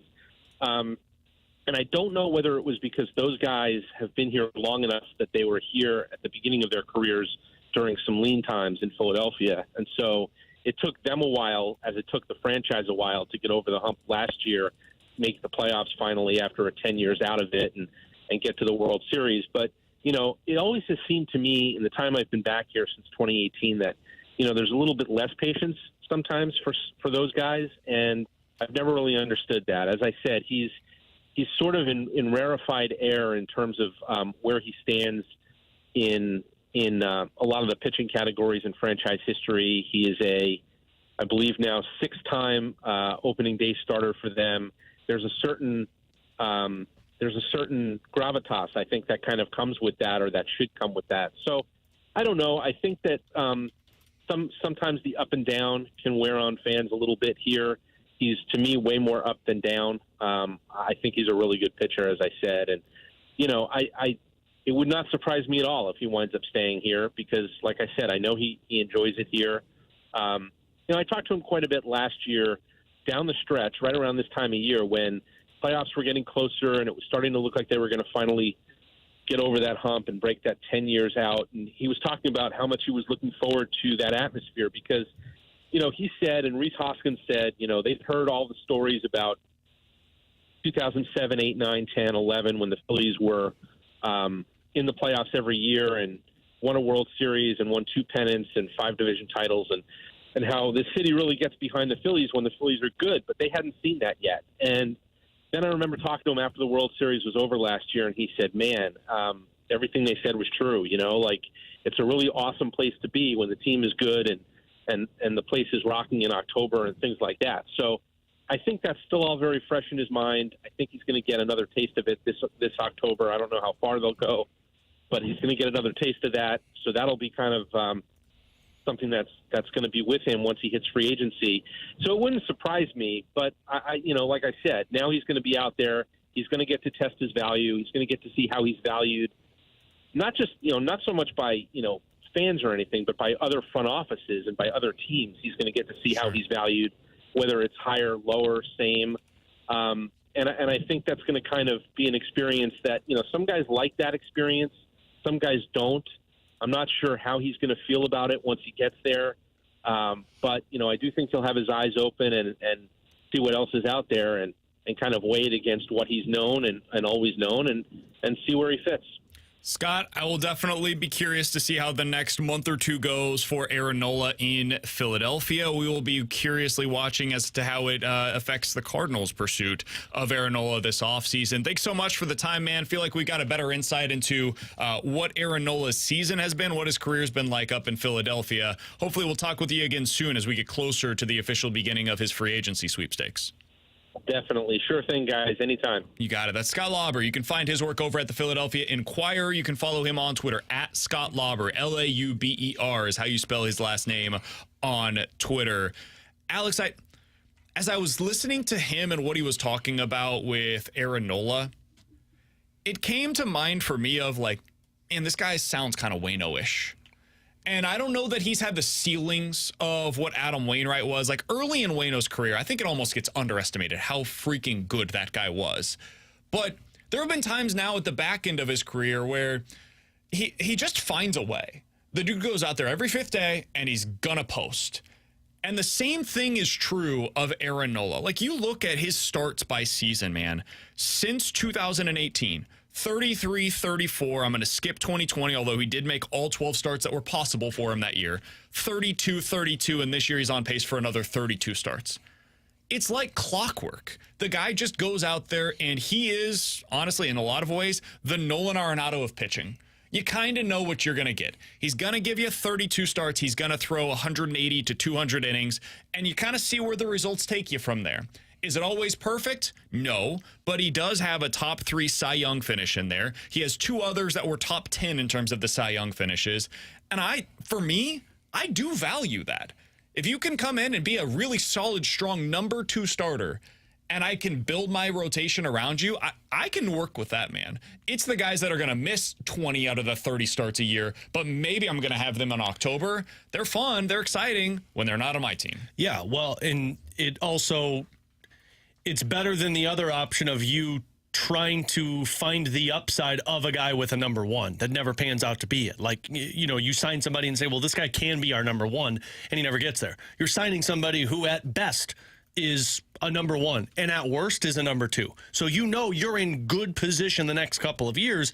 And I said this about a month ago with you, and I know it's not the sole reason that you should be signing somebody, but it's going to be one of the sole reasons the Cardinals sign them, because there's leadership qualities. And what do the Cardinals value? Somebody who leads a clubhouse. And what do they not have? Somebody who is that guy on the pitching side. By the way, I don't think Nola's going to get as much as people are anticipating. I'm not telling you you're getting him on the cheap. I think he's going to cost you more than $25 million a year. But when you look at the guys that have made 30 plus, it is like this guy was the best pitcher in baseball at some point when he earned that. Max Scherzer, 3 years at 43 a year. Well, yeah, it's Max Scherzer. He's not in the same class as Aaron Nola, and I love Aaron Nola. Justin Verlander, same thing. Jacob deGrom, who is arguably, in terms of stuff, the best stuff that we've got available to us in Major League Baseball right now. Garrett Cole, the same thing could be argued for him. He's got all the Nola stuff of being available every fifth day, while also being like a Cy Young contender every single season. Strasburg, we know the story there. Shohei had a 1-year, $30 million deal. Nobody's going to compare anybody to Shohei. And then it's Chris Sale at $29 million per year, Carlos Rodon at $27, and then it drops all the way down to Marcus Stroman at $23.5 million. I think somewhere around $25 to $28 million on an AAV is probably what you're looking at for Aaron Nola. I don't think he's in that same category, and I don't think anybody can even make the case that he's in the category with Scherzer, Verlander, deGrom, Cole, Strasburg, Sale. I don't think he's any of those pitchers. So maybe the market has just shifted on me, and I'll be proven wrong. But I think that's kind of the dollar figures that we're going to be talking about for Nola. And that's what we anticipated, you going out and spending for that top of the rotation guy. And then the next year down, you're talking about somewhere between $15 and $18 million. That's how you're going to solidify this rotation this offseason. I think Snell's more likely to get the big money than Nola because of the strikeouts. Well, and because of how solid of a season. And he's one that I would be worried you're paying for what he just did rather than what he's going to do for your team. And he's won a Cy Young, too. And he's probably going to win a Snell second. fits more into the category of the guys that I just mentioned.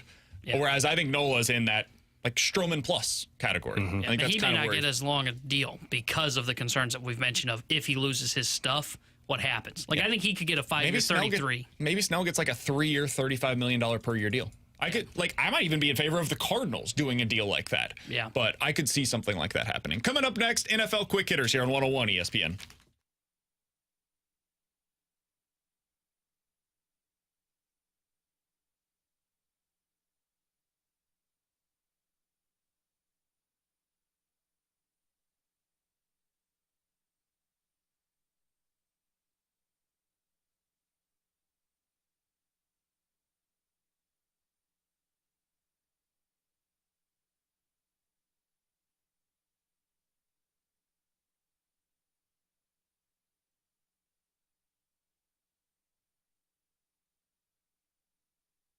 Alongside Alex Ferrario and Tanner Hendrickson, I'm Brandon Kiley, and I've got some exciting news for all of the men out there. Victory Men's Health has launched a new telehealth site. It's called Victory RX. Men, you can go there to get prescribed ED medication. They've made this process so easy. Men, you can go to the site. You'll do your entire consult all via text. Victory Men's Health, you've probably heard the name. They've treated thousands of men in their standalone locations, and now they are giving men from all over easier access to that #1 selling ED medication. Write this website down. It's victoryrx.com. That's victoryrx.com. Once you go there, you'll do your entire consult via text, and then you're going to get a chewable tablet.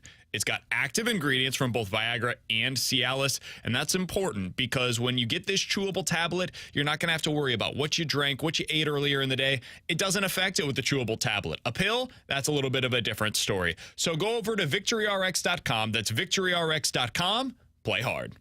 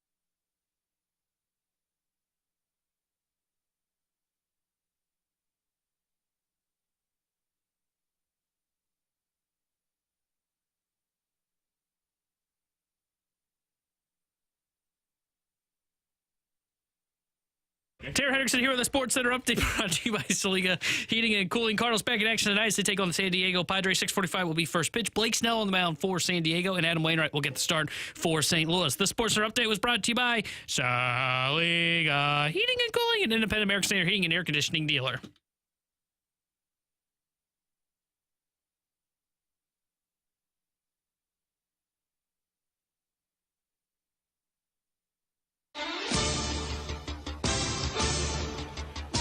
Alongside Alex Ferrario and Tanner Hendrickson, I'm Brandon Kiley.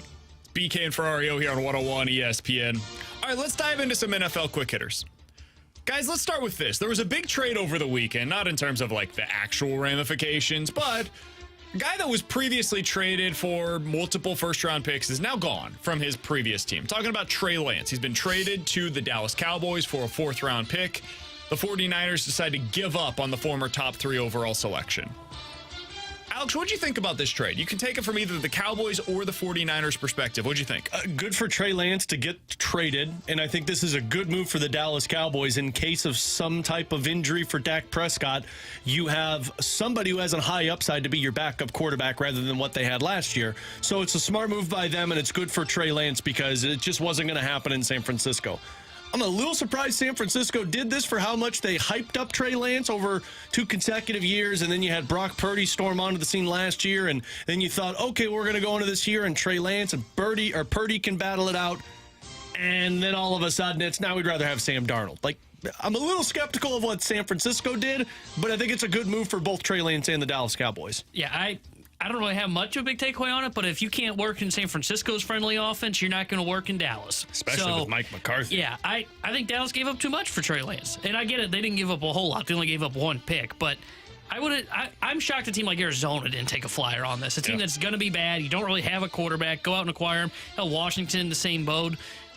I was a little surprised that the Cowboys decided to go in and make this trip. By the way, you taking a shot at Cooper Rush? Unbelievable. Washington's got a good quarterback, man. Oh, BK tell you Sam Howell, he was awesome in college. Did you see him throw touchdowns? Hey, I'm not telling you that you should like him, but I'm telling you that when we've got a 14-team fantasy league and you've got to take somebody. You will like him. Somebody will draft Sam Howell tonight. I promise you. I don't have to if you would just kick 2 people out of the league. I thought it was a good deal by the Cowboys. I think this is smart. I have no idea if Trey Lance is going to be good. The odds are definitely against him being a good player for the Cowboys. But he might be. He's super talented. That's why he went top 3 in the draft. So I get it from the 49ers perspective. Just wash your hands of it. Be done. Don't have to ask any more questions about it. Trey Lance is no longer a part of this. For the Cowboys, like, hey, we're taking a flyer on a guy that maybe 2 years from now, maybe we trade him somewhere because he ended up developing and showing something in the preseason. Yeah, all you need is 4 weeks of Dak being out to let Lance go off, and then you trade him in the offseason to get that pick or better back. 100%. So it was worth it from their perspective. Ultimately, though, I think the likelihood is he just ends up being a bust, and it ends up being one of the worst top 3 selections that we've seen in the NFL draft. Guys, question that I've got for you. Who is the most likely team to be this year's version of the Lions? And by that, I mean a team that comes in and is super surprising and fun to watch every Sunday with a great offense. Not necessarily saying they win 12 games, but fun team, throws the ball around, puts up a bunch of points. Who is the team that is most likely to be this year's version of last year's Detroit Lions? It's Chicago. To me, it's Chicago. I think the Justin Fields, DJ Moore dynamic is going to be better than what most people are anticipating. And then depending on what the running game looks like, I think they got a decent offensive line. I think they're a team that can put on a show offensively. They have Chase Claypool still, correct? He had a bad showing, but maybe he's better this time around. Okay, well, thank you very much. I won't draft him with my fantasy team, although I was a 14 team, so I'm probably going to have to. I think it's Chicago. Yeah, I'm with Alex. I've been on the Bears for the last 2 weeks. I love the offense. I've been banking on Justin Fields having a big year. Almost drafted him last night in the best ball league that I was doing. So I think it is the Bears. I don't know if there's really another team. I think there are some teams that could have great offensive qualities, but like Jacksonville, they're not going to be a team that's going to fall in this category. How would you feel about the Saints? Could they fit in? If they did this, would they fit into the criteria that we're talking about? I think they would, but I just have no faith in Carr and B, their weapons staying healthy. It's fair. Yeah. If I was going to pick another team, I think the Colts could be interesting depending on how well Anthony Richardson fits into that. Them, dude. This whole thing with Taylor just makes me nervous. And then the Panthers. I still think people are not giving the Panthers enough credit depending on how Bryce Young looks because they have weapons. He's Alex Ferrario. That's Tanner Hendrickson. I'm Brandon Kiley. Coming up next, we are putting together our draft order for the 2023 101 ESPN Fantasy League. There are going to be 14 teams in this league. Unbelievable. And you get to hear the order selected next here on 101 ESPN.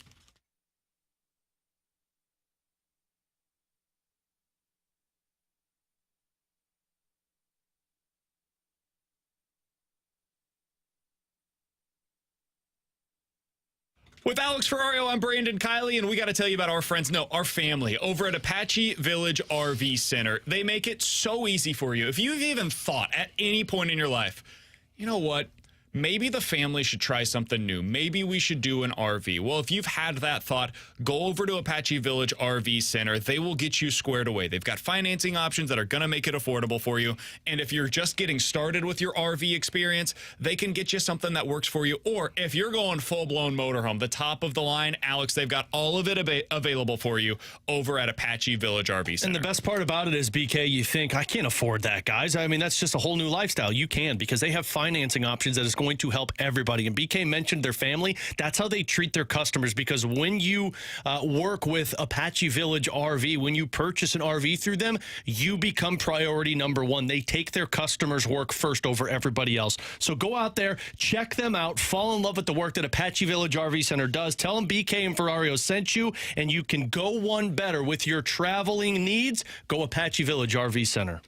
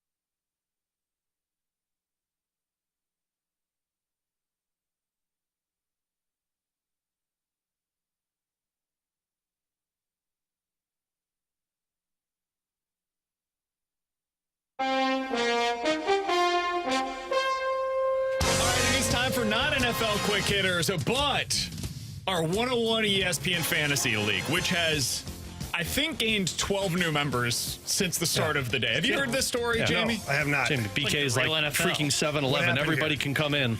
So he's open all the time. Yeah, he's open 24/7. I played with a couple of guys that thought there were 7-Elevens. They're always open. No, you're not. We have a 12-team league, right? That's your typical fantasy league here at 101 ESPN. I sent a text message about a month ago. Hey, anybody that wants to play, you guys let me know. I'll make sure that you're ready to go. I can confirm. I got that then text doubled message. back with a lot of people, you included, Jamie, who didn't text back the first time and said, hey, you guys interested? Just wanted to circle back, make sure that I didn't miss anybody. You said no. BT said no. Stoltz says yes. Responded immediately. Didn't hear from others that I circled back with. So Jackson, we get into the studio today. He's like, hey, am I in the fantasy league?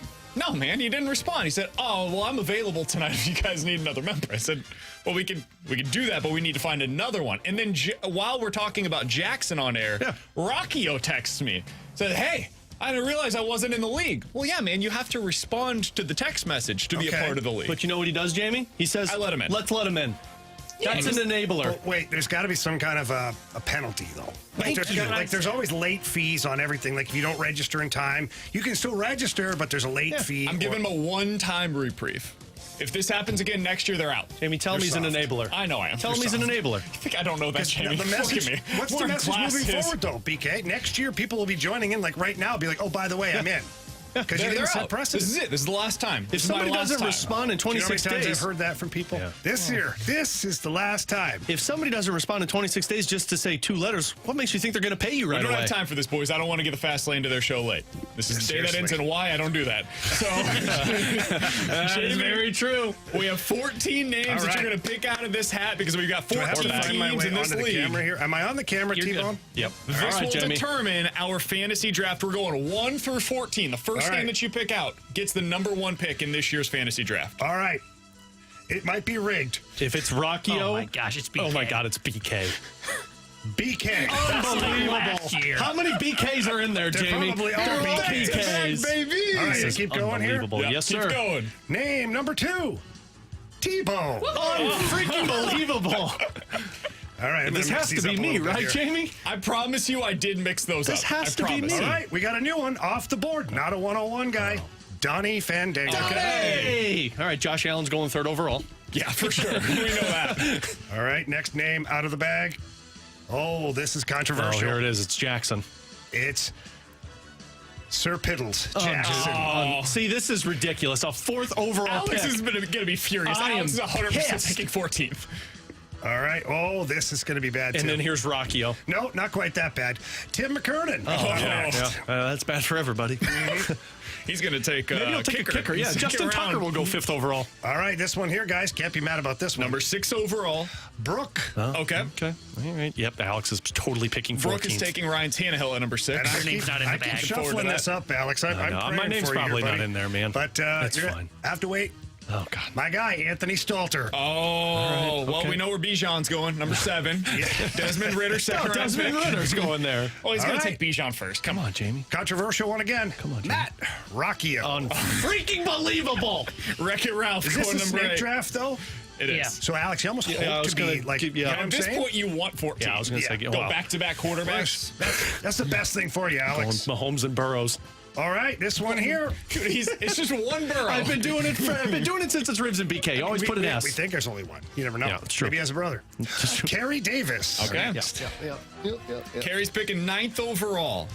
Okay. We have not seen Alex Ferrario yet on this list. This or one's gonna Randy make Alex Carricker happy. on this list. It's not me. Randy Carricker. Okay. Let's go. Jamie, pick me 14. Travis, Alex, got Grant. 2 others. Grant and one other. I don't know. You let so many people in. Who knows? Yeah, I know, right? Carey, right? Oldie, but a goodie. Carey already went. Blast from the past. Travis. Travis. Okay, this is looking great for me. Your name's not in that bag. It's not in here, is it? I was the one that kicked out of the league. Don't, Jamie. Who we got? Fake it. Breathe easy. Alex Son Ferrario. of a That's the nutcracker. worst case scenario. Are you kidding me? So we Alex got the Marsh. 12th pick, which would have been the last pick getting the I back-to-back am in a normal so pissed off right But we now. let Jackson and We got Rocky. Marshy I would have and suspended them for the Grant. first I round. would have. That's what I said. But nope, BK's just he's They a get an lover. extra pick at the back end of the draft. Marsh and Grant are the 2 final selections in this year's fantasy. All league. right, here we go. Next pick. 13th. Andrew Marsh. All right. Grant gets the And at 14th 14, pick. I we should have be Grant. freaking Our guy. picking last. I'm Grant picking Fritz. first. T-Bone's got the second Jamie. pick. Ugh. Alex Ferrario's picking 12th. The bag did not do Stelter's us got well. the 7th. Marshy's got 13th. If you missed anything from today's show, check it out on the podcast page, 101ESPN.com. The free 101 ESPN app is all presented by Dobbs Tire and Auto Centers. We'll see you guys tomorrow at 11 a.m. here on 101 ESPN.